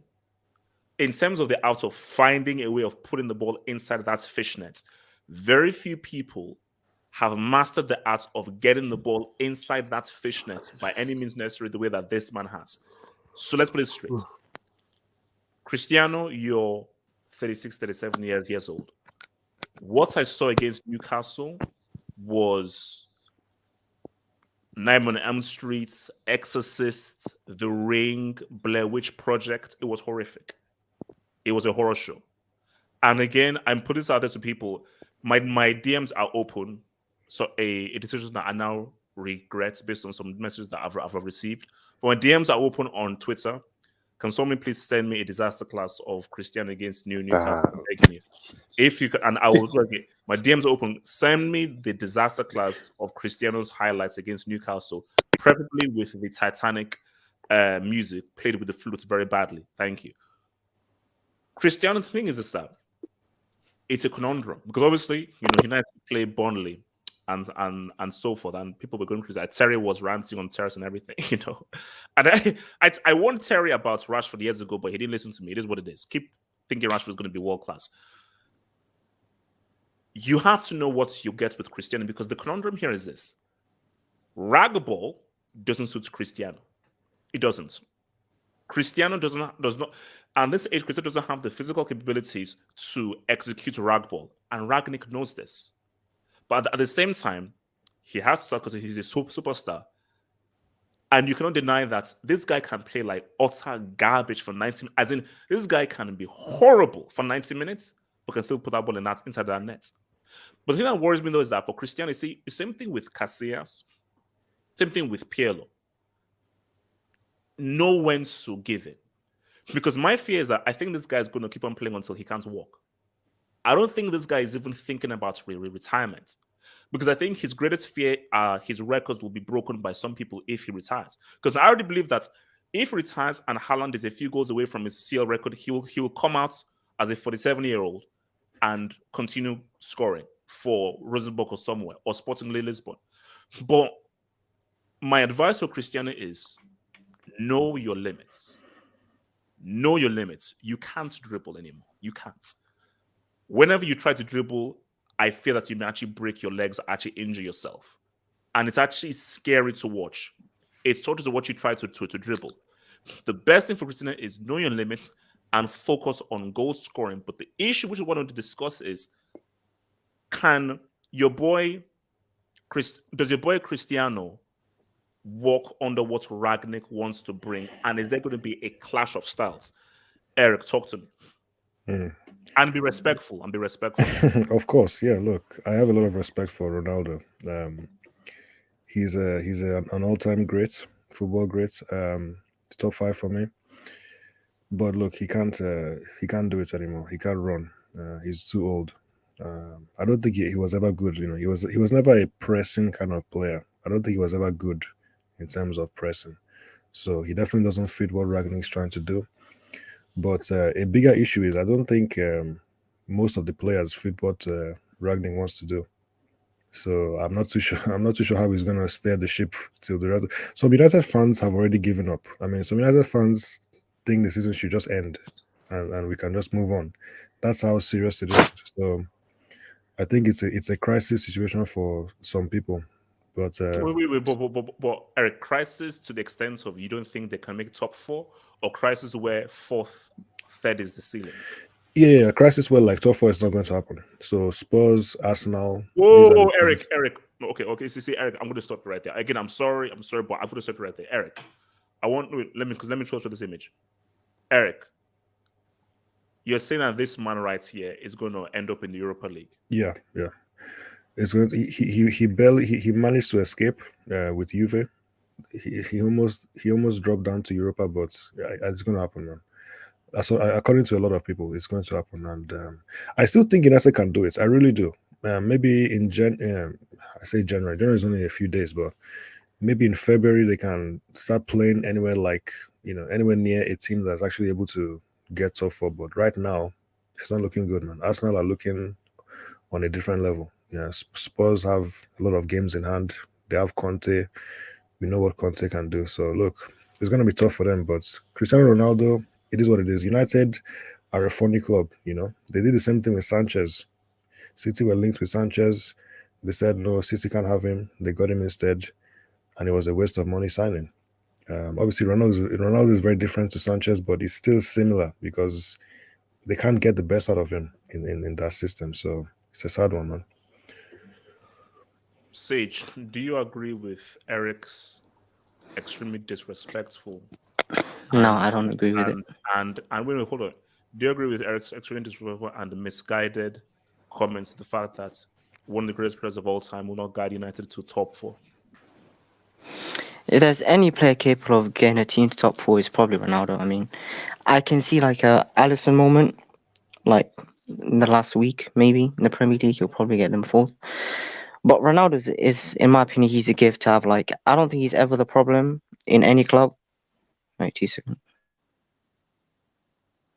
Okay, so before he comes back, I think Sage is trolling us. I really do. I think he's just trolling. He has to be. I'm not sure what he's No, saying. I'm not sure. Listen, I understand his limits. Like, he can't take free kicks anymore. He can't run. He can't dribble.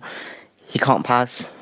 But if he can set him up, if you're a manager, you can set him up well with creators and stuff, he can give you like minimum 40 goals in a season. I don't think that's 40? a problem. Yeah, he can still score 40 goals in a season, all competitions. I mean, he did it for Juventus last season. True. He still hasn't scored below 40 goals in a season yet at age almost 37. So he's never the problem, really. It's just either the club or the system or the manager. Ronaldo's never the problem. No, but we know what the system is. It's Ragball. Do you still think that he will still succeed under Ragball? I think I'm not sure, but all I know is Ronaldo will score lots of goals. That's all I know. Ralph, I don't think he's actually the problem. I feel like he's some of the problem, but I don't think all of it is on him. I feel like United have bad central midfielders that cannot control a game. Like, I think, was it yesterday the game was, or the other day? What day was it, the game? it was yesterday, I think. Yeah. Yeah. McTominay, that guy cannot control. McTominay! That guy cannot control the ball. Fred, man, that guy kept losing the ball. That Maguire guy, bro, that's English tax. That is the highest order of English tax ever. Lizzie. Queen Lizzie, man.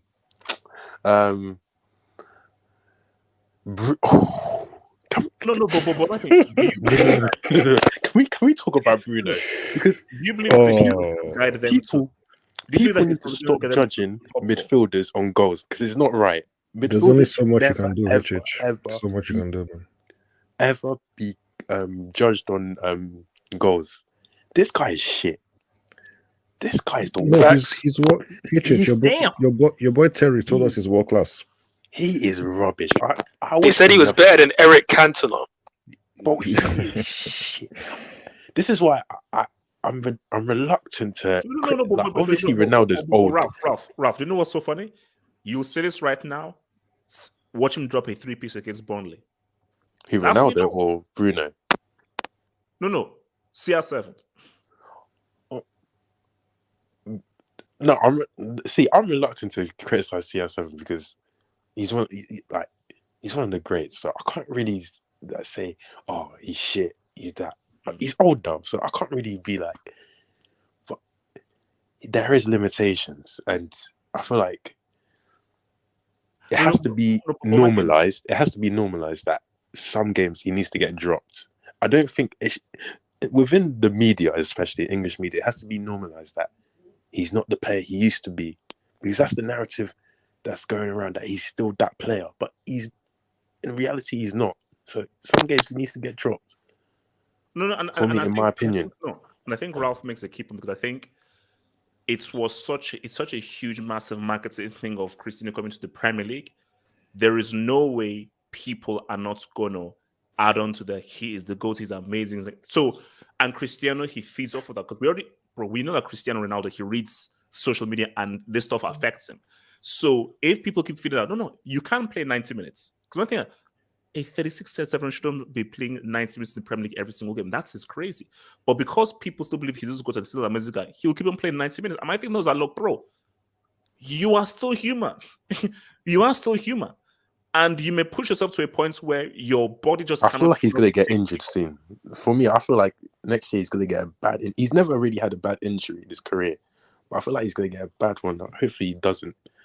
Like, obviously, I wouldn't wish any injury, but this guy, man, they need to normalize it, like him getting dropped.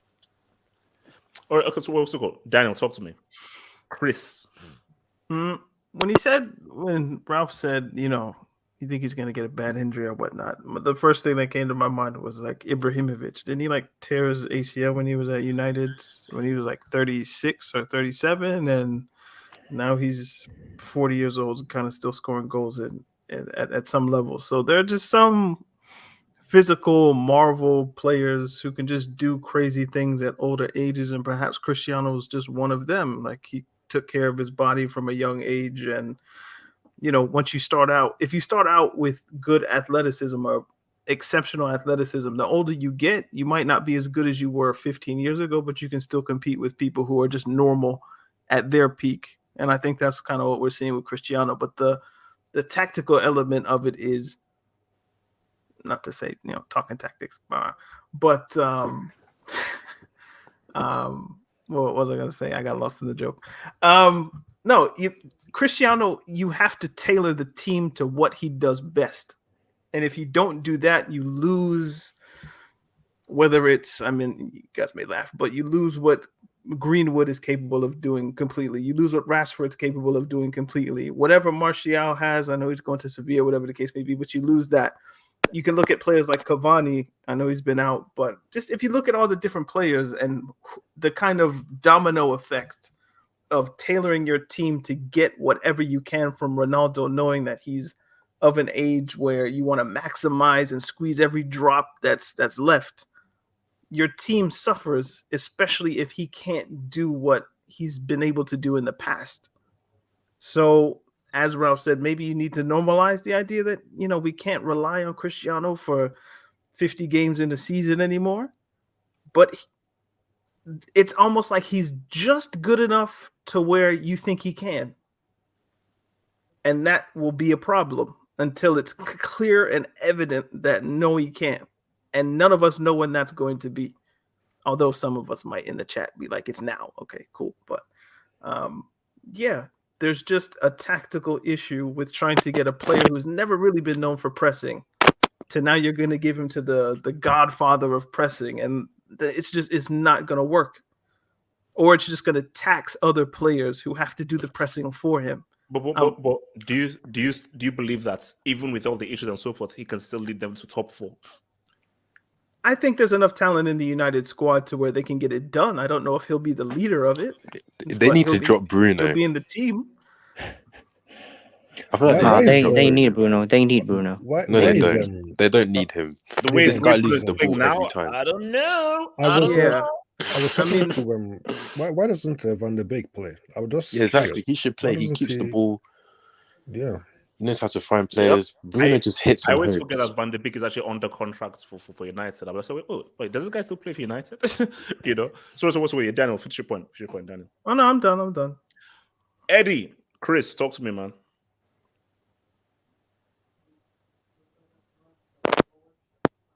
No shit. Eddie. All right, Ford, talk to me, Chris. And Ford, be respectful. Because I know United fans always come for you online, but be respectful, man. Be respectful. You know what? I'm going to look at this from a tactical point of view. Rather than taking the piss of United fans who were celebrating quadruples back in August when they signed Ronaldo and all of that, I'm not going to dig at that. I'm just look at this from a tactical point of view. Viewpoints. That's what we want. Speak on it. Speak on it. That tactical. Talk those tactics, though. Mondays only. Look, first start with Ronaldo. Tuesdays. Oh, Tuesdays. With Ronaldo, look, I think DT made the most important point, which comes to Ronaldo, which is that he takes away from everybody else for him to eat. He's got to take food off of everybody else's plate, and that's the main issue because you got guys like Greenwood who was scoring plenty of goals last season. You got Bruno who was stat padding from penalties and building his own confidence to try things, long shots and whatnot. Now that's all gone. Martial, same thing. Pogba, who started the season off with 7 assists in the first 4 games, got moved from left wing to accommodate Ronaldo into the system, and ever since has got 0 assists. Obviously, again, going back to Bruno, he's got a hat-trick on the first day of the season, and he's only got 2 goals since. And that's your goal-scoring midfielder, the second coming of Lampard, the next Cantona, all of that. He's also terrible at football. We'll get onto Bruno as well. So with Ronaldo, again, why I laughed was maybe a bit disrespectful. But why I laughed when somebody said earlier that Ronaldo isn't the issue. I knew AJ was going for the meme because he immediately went to wherever he goes to get the thing. I was like, oh no. Go ahead. The reason why I laughed at the fact that Ronaldo isn't the issue is because he's so clearly the issue. He takes away from a lot of what this United team done well last season. And yes, he can come up with a clutch moment, and he's always going to have that because he's got an elite mentality and he's got an elite sense for sensing goals in big moments. But when you take it from everybody else, you're clearly the issue. And when, again, I don't know who it was that said, I think maybe it was Sage that said, oh, Ronaldo's not the issue. But yes, he can't pass, he can't dribble, he can't press. Those are 3 of the most important aspects you need in football in the modern era. So I'm not trying to take the piss, but again, if you can't do so many of those basics, yeah, but we already know a real can't issue. Do that. That's your so star man. Forward. I was gonna ask him. So you said he can't pass, he can't dribble, he can't do this. So what is he good at? Well, you said they need to cater to what he has to do. I mean, we already know that he can't do that. I mean, it's not a surprise. He's 37. That's a lot of aspects of being a footballer. Yeah, but he's 37. We already know he can't do that. Wow. Look, again, I didn't want to be disrespectful or to Ronaldo or to anybody here, of course, but again, those are the facts that you said. And again, it's not that he can't do any of these things, but he can't do them at the high level that he could have done it. Because again, Ronaldo in his prime was one of the best players of all time, no doubt about it. But we have to judge players for what they are now. Again, when Alonso was performing at the start of the season, the first 6 games, yes, he was a brick, but we said for these 5-6 games this season, he was performing at a very high level. Now with Ronaldo, we have to judge him off of this season, and he's not performing at that level over 90 minutes. Yes, he's coming up with clutch goals, but a lot of the issues that United find themselves in is issues that are, I wouldn't say created by Ronaldo, but are exacerbated by Ronaldo. Look, I want to go into the actual... Hold on, forward. Just quick. Can I stop you just quickly? Do you know what the worst part about that is? And it's very similar because I think it was Eric that mentioned Alexis. If Ronaldo would have gone to City, if Manchester United could have swallowed their pride and allowed Ronaldo to go to City, they give City those problems. Do they though? No, they don't. The system is much better The manager. pressing issues, Ronaldo's not going to get younger if he goes to City. And part of Pep's tactics is the ability to get the ball back as quickly as possible. Maybe you might say they might have 80% possession, so it's not going to be an issue. Wait. Pep was never going to go to Man City. That was cap. That wasn't real. You mean Cristiano? Yeah, no, Chris. Yeah. Chris was never going to go to. No, but I'm saying if the same way that Alexis went to United, and you think that all of the problems you hand those to Pep, and you don't have to deal with them. If Ronaldo goes to City, That's a problem, I think, for Pep in the way they want to play. But I Because don't based on think he Forward's point, starts he's going to every have to game for take Pep. food from all of these different plates in order to feed himself. Yeah. Yeah, He would just be on the bench. 100%. 100%. Look, I also don't think It's that there was. subtraction I don't by think there was. addition. Yeah, true. That's true. No, I think DT makes a great point. Look, I think like HH, I don't think Man City were really in for Ronaldo. I think his agent used it as a play to get more money from Man United and to make sure that they made this big clamor around getting him. But I think DT brings up a great point, and I'm glad that he did, because yes, I think Man City have a better system and they can maybe cater to Ronaldo's needs a bit better. But he will certainly take away from what Man City are doing. But again, this is why I haven't got sympathy for Ronaldo when people say that, oh, he's not the problem. Ronaldo knew what Man United team he was joining. He wasn't joining prime Sir Alex Ferguson United that were off the back of winning 3 league titles in 4 years when he joined the first time. He's joining a team that have been fighting in Europa League, trying to qualify for the Champions League. They lost to Villarreal in the Champions League last season. Let's not forget. Like, they had Oli as a manager. Harry Maguire is their club captain. Like, you know what team you're joining. And again, when I look at the actual tactics of it, again, so much is made of their pressing, which again has been appalling. But for me, pressing isn't their main issue. It's a result of their biggest issue, which is the fact that they can't control football matches. If you look at their last 2 games. Yes, their biggest issue is the fact that they can't control football matches on any level. Like, you look at their last 2 matches, they're against teams that are destined for the Championship. Again, we'll see Newcastle invest in January, but they are destined with this squad for the Championship. Same as Norwich. Yeah, they were able to give United proper competitive games. Like, those are 50-50 games. Anybody could have won those games. And that's because they consistently give the ball away. Like, these are decision-making errors that they make, but there's no control in the midfield. There's nobody to get their foot on the ball and just take the sting out of matches. Like Man City today at Brentford. Like, I only tuned in for about 2 minutes during halftime for Chelsea. I saw Brentford had a corner. They cleared it off the line with Cancelo. I'm like, oh, the crowd's up. Like, there was some momentum that they were building here. And then Man City took the sting out of the game. They scored a minute later, and then after that, 77% possession, and they just killed Brentford. By the end of the game, there's Brentford fans leaving at 1-0 down. Like, imagine that, you're leaving at 1-0 down, but you know the game's over because it's Man City. They're controlling the game. Man United cannot do that. And that's why, again, I feel for Ronaldo in a sense, but you know what team you were joining. A team with McFred in midfield, Bruno Fernandes. Again, when you got Bruno Fernandes, Greenwood, Rashford, Ronaldo up front, there's no ball retention there whatsoever. So again, we come on to Rangnick. Yes, you can make them press a bit more, but if you're pressing like headless chickens now, maybe there's a bit more of a structure to it with the 4-2-2-2. And if you're consistently giving the ball away, Bruno giving it away 26 times yesterday.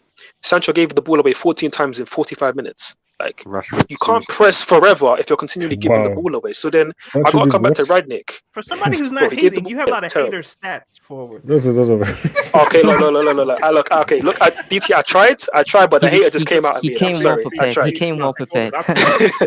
But that's because I've had a lot of conversations with United fans over the last few days. The fact that you brought up numbers and actual statistics, Ford, what have United fans done?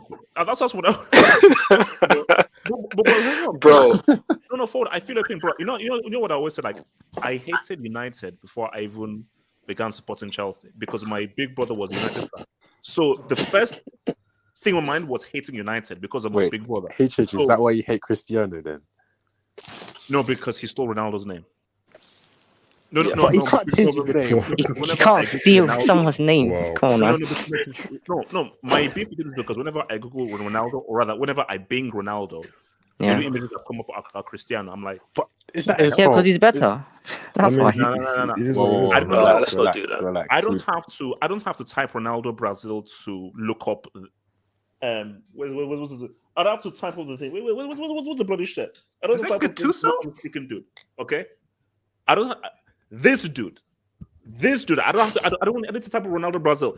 I should just type Ronaldo because there's only one Ronaldo. Just type Ronaldo. There's a guy called Cristiano. Some say Christina. So I got Cristiano, and there's a guy called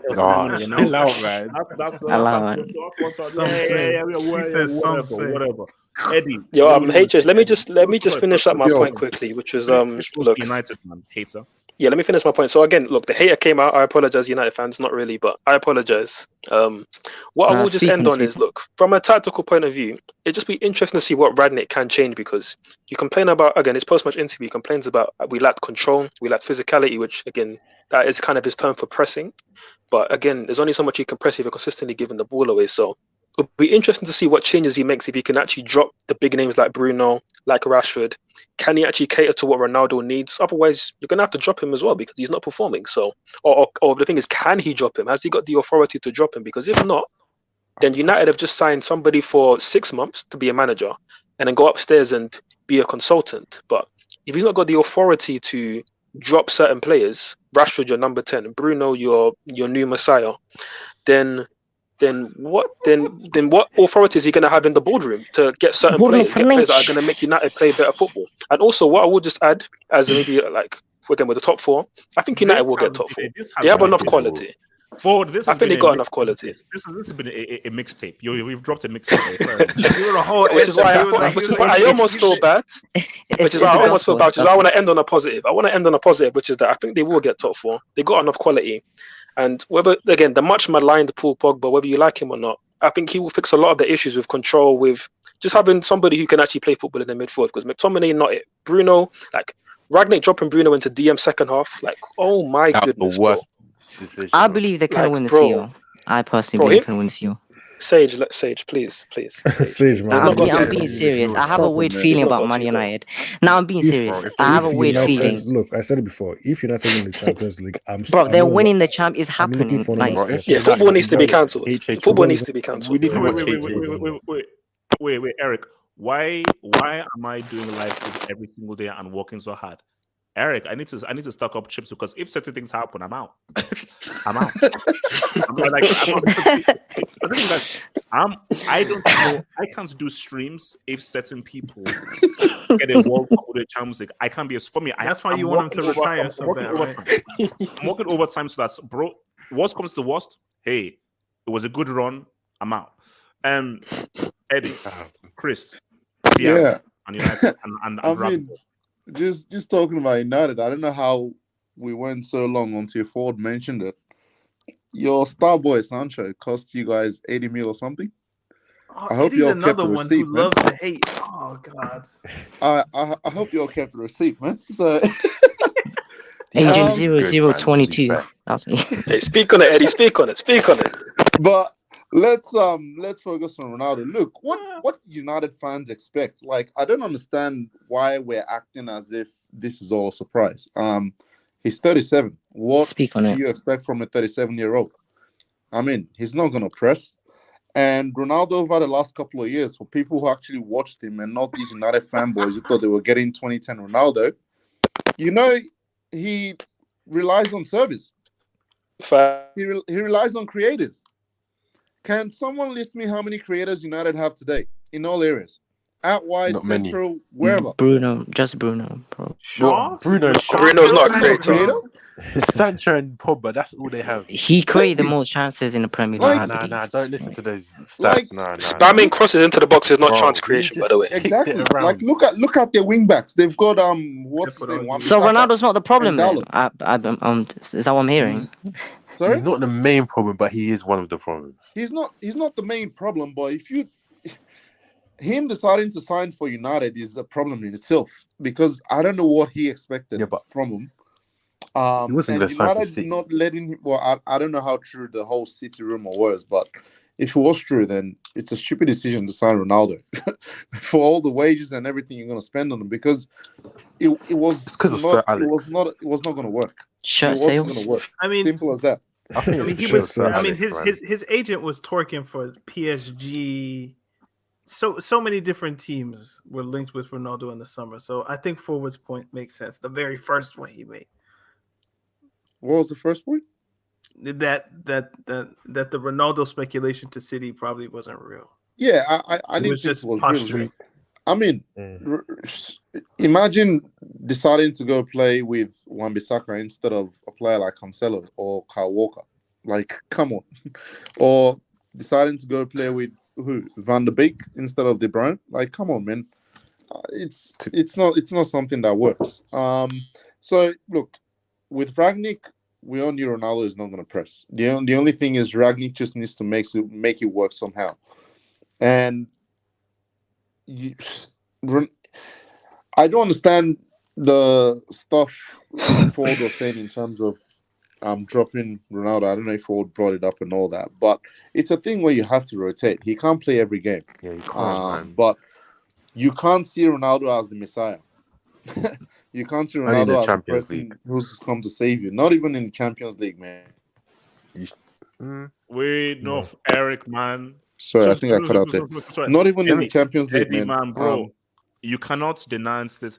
He may be a trash, horrible football player. Oh, I will bro, never he's bet against 37, Cristiano man. in the Chill. Champions League. I can't. He's I agree. obsessed. This is his obsession. Like, Eddie, you cannot logically bet against Cristiano to score a key goal in the Champions League game. You can't do that. You can't. Like, it's see. I've learned. Trust me. I've tried juju. I've tried the witchcraft, everything, white magic. And this guy, he's impenetrable to all of my It's my been power. working though so far, man. It's been What are working. we saying if he actually does win it with the United this season? Are we saying like top two all It time? doesn't mean I'm anything. not even thinking about that stuff. Well, if he wins with this United trash team, I'm saying he's top two from now on. If he wins, It doesn't you will mean never hear anything from to me. again, man. You will never hear from me again. Wait, so let's stick on the dog. So your boy Caesar Silverman, thank you for says. Oh no, we already did that. So K Dog man, thank you for the dog man. Last 5. What does GP mean? Last Games 5 played. Games played. Okay, last 5 games played. Arsenal have been. Let me repeat myself. Now, this is not to trigger any mental health patient, and because I know that it's mental health month. So again, people who suffer from mental health, I'm not doing this to try to. I don't believe in trivialize Arsenal the thing, hype. but let me just say this right now: if Arsenal finish above Chelsea, I will self-harm. I'll Because change my I am government name not- to Sage. I am not living in a world where Arsenal Football Club are finishing above Chelsea. But If I that don't want happens- He said Arsenal to he get changed his top government four. name to Sage. so if that happens, and also I've got sharp objects around me because I do a lot of stuff around the house. So if Arsenal finish above Chelsea, I will self-harm. So if you appreciate the content I give you and you appreciate my well-being, ensure make sure that Arsenal don't finish It's not above gonna Chelsea. happen. Yeah, if that happens, I might start supporting Fulham. If that happens, this beautiful, well-chiseled, beautiful West African features that you see will look a bit funky afterwards. That's what I'm saying. Listen, yeah, we see the Don't same bleach, roundabout don't of bleach. Arsenal all the time. It's Exactly, good that's form. what I'm not We're going to buying finish into top the hype. 4. Then it's Arteta route. We need new signings. Kroenke out, all of that. All I'm going to say is, they've got Wolves at home next and Man City on New Year's Day. Let's see what happens there. Nah. If they finish Before we above us, start I'm hyping gonna start doing yoga. If they finish above us, I'm start not meditating. watching Arsenal even finishing the top 4, man. because- Don't you I don't want like them Arsenal to guys. beat City though forward? Nah. Look, it's We're not Nah, winning the man, title we're not though, winning bro. the No, Let's title. go. no. Arsenal and beating City. Damn. Come on.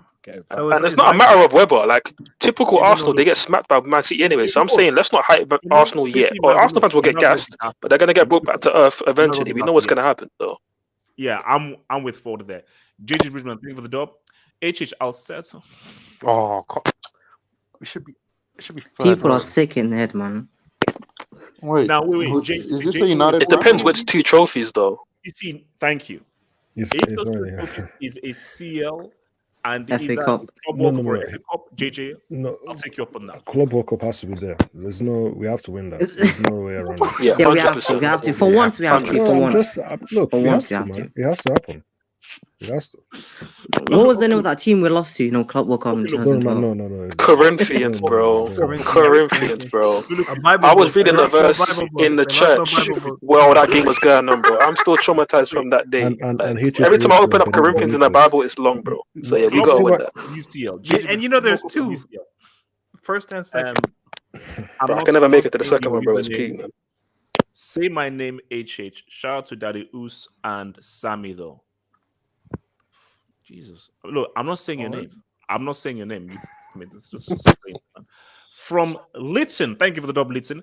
City should capitalize whilst they still have Pep, because I see a United when Pep finally leaves them, and by then the league will not have a dominant team. I wanted to actually bring this up in the City conversation, and I forgot to bring it up. Everything people say, oh, they're going to dominate for the next 10 years. Pep isn't going to be here. Pep is here for max three more years, if that. Yeah. So, and when Pep leaves, it changes. I can't wait when he leaves. It'll be Newcastle. It'll be Newcastle next. All the success, which is why I said, I think this. I think Eric, when we were there like a few days ago, I think it was you guys. I said that keep Tuchel. Yeah, keep Don't him. sack him, because my thing is that let him keep growing this team, because once Pep leaves, it's open season. You need to As of right now, Do you trust Marino though to like not like? I don't trust the ball. We don't know if we don't know if Tuchel will last another 3 months. No, he will That's last. the He will problem. last. I Hopefully believe. he does. He has to last. If the board has sense, he has to Rome- last. I'm not forgiving them. You don't know. We who say this Bram every is. year, Bram is man. my guy, man. I know Bram, man. The guy's my guy. The guy's my guy. What's waiting? Kilo Day. He's gross. He's catching him. Mugabe. I have a hot take on Brown. Look, that man. Use your eye. That man that you see on that side, then is that guy lasting 2 years? Look I into have your a hot take on Brown. Look into that. Is that man lasting? That guy's getting sacked. He's coming up to a year. I can't lie. Came in With the way we've been moving in with managers recently, we're actually trying to give managers more time. Sarri left because transfer ban. Obviously, want to go back to Italy. And Lampard, they actually gave Lampard more time than usual. Like if Lampard was another manager, he would have got sacked in December. They gave him another month. They even gave him the grace of, I think, beating Swindon in the FA Cup, giving Mount captaincy. So Chelsea are trying to give managers more time. So I feel like they will give Tuchel that grace. I haven't seen him in ages. I'm worried. He's doing stuff. We know this. So shout out to your boy Sammy. Says actually, I think Sam is actually a girl actually, but peace, chats and HH and anger. Peace. Thank you for love. Thank you for the dog, man. Thank you for love. Peace. From Cristiano Ronaldo dos Santos Aveiro, man. Thank you for the dog. I'm preparing for the World Cup. Cristiano. HH, when's the Italy game? No. February, I think. They played Turkey in the semis, and then they play the winner of Italy. He's not going for it. He's not going to the World Cup. It's Cristiano. Such a sad ending, bro. It's Cristiano, man. Basically, Italy. You know what? Let's just put this into the universe. Maybe HH's jinx is actually working against Ronaldo because he's having a shocking season with United.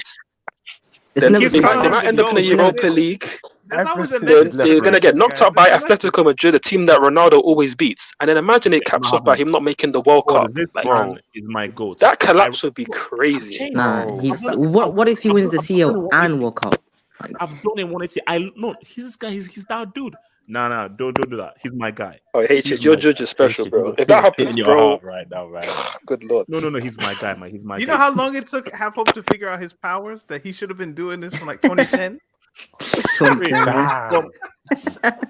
From honest test, bro. Who taught you grammar in school, bro? Like, who taught you grammar? Induct them because that's horrible grammar. Honest test, goats, Criminaldo fan, Daddy Oos.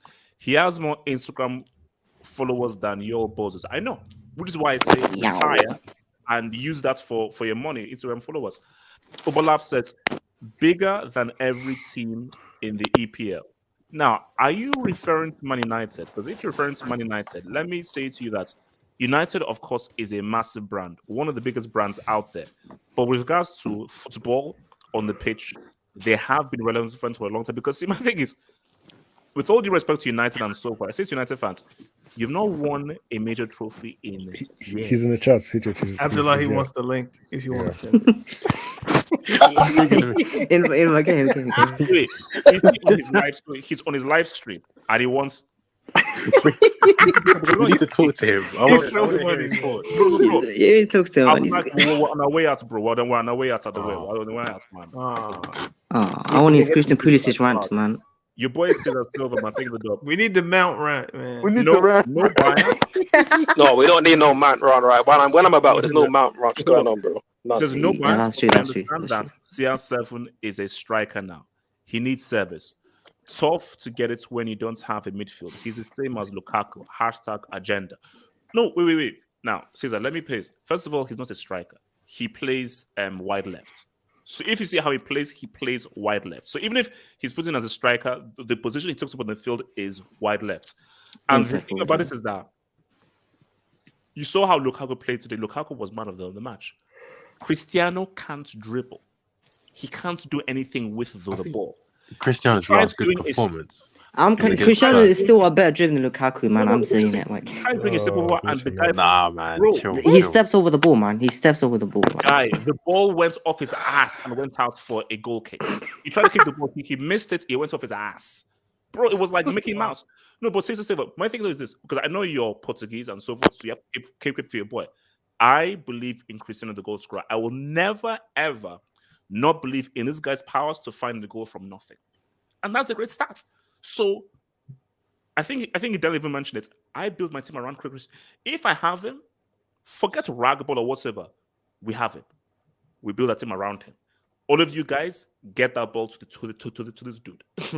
I'm going to create a strategy to get the balls, because if you supply that guy with good quality crosses, good quality through balls, put him in one ball, this guy's putting that ball in an African net.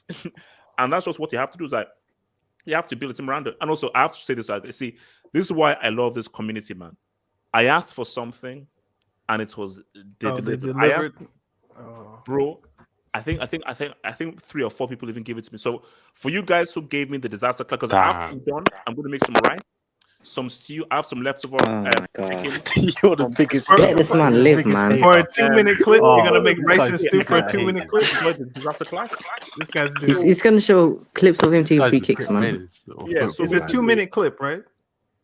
For the, Rice and stew. well, I think it's about 2 minutes or something. So whoever sent it to me, thank you. That would be my entertainment for tonight, is watching Cristiano's disaster class, because again, I needed the freaking jokes, man. So I thank you. Retweet it. I want to see it too. Oh no, I will. Okay. Your boy Casey, before we get out of here, Tim's first touch passed the ball to opposition twice today. CR7 is gutter trash, but he's still a better footballer, both on the itis and stats. Now, Casey, if you're on Twitter, make sure you follow me on Twitter, because I will retweet the disasters that were sent to me.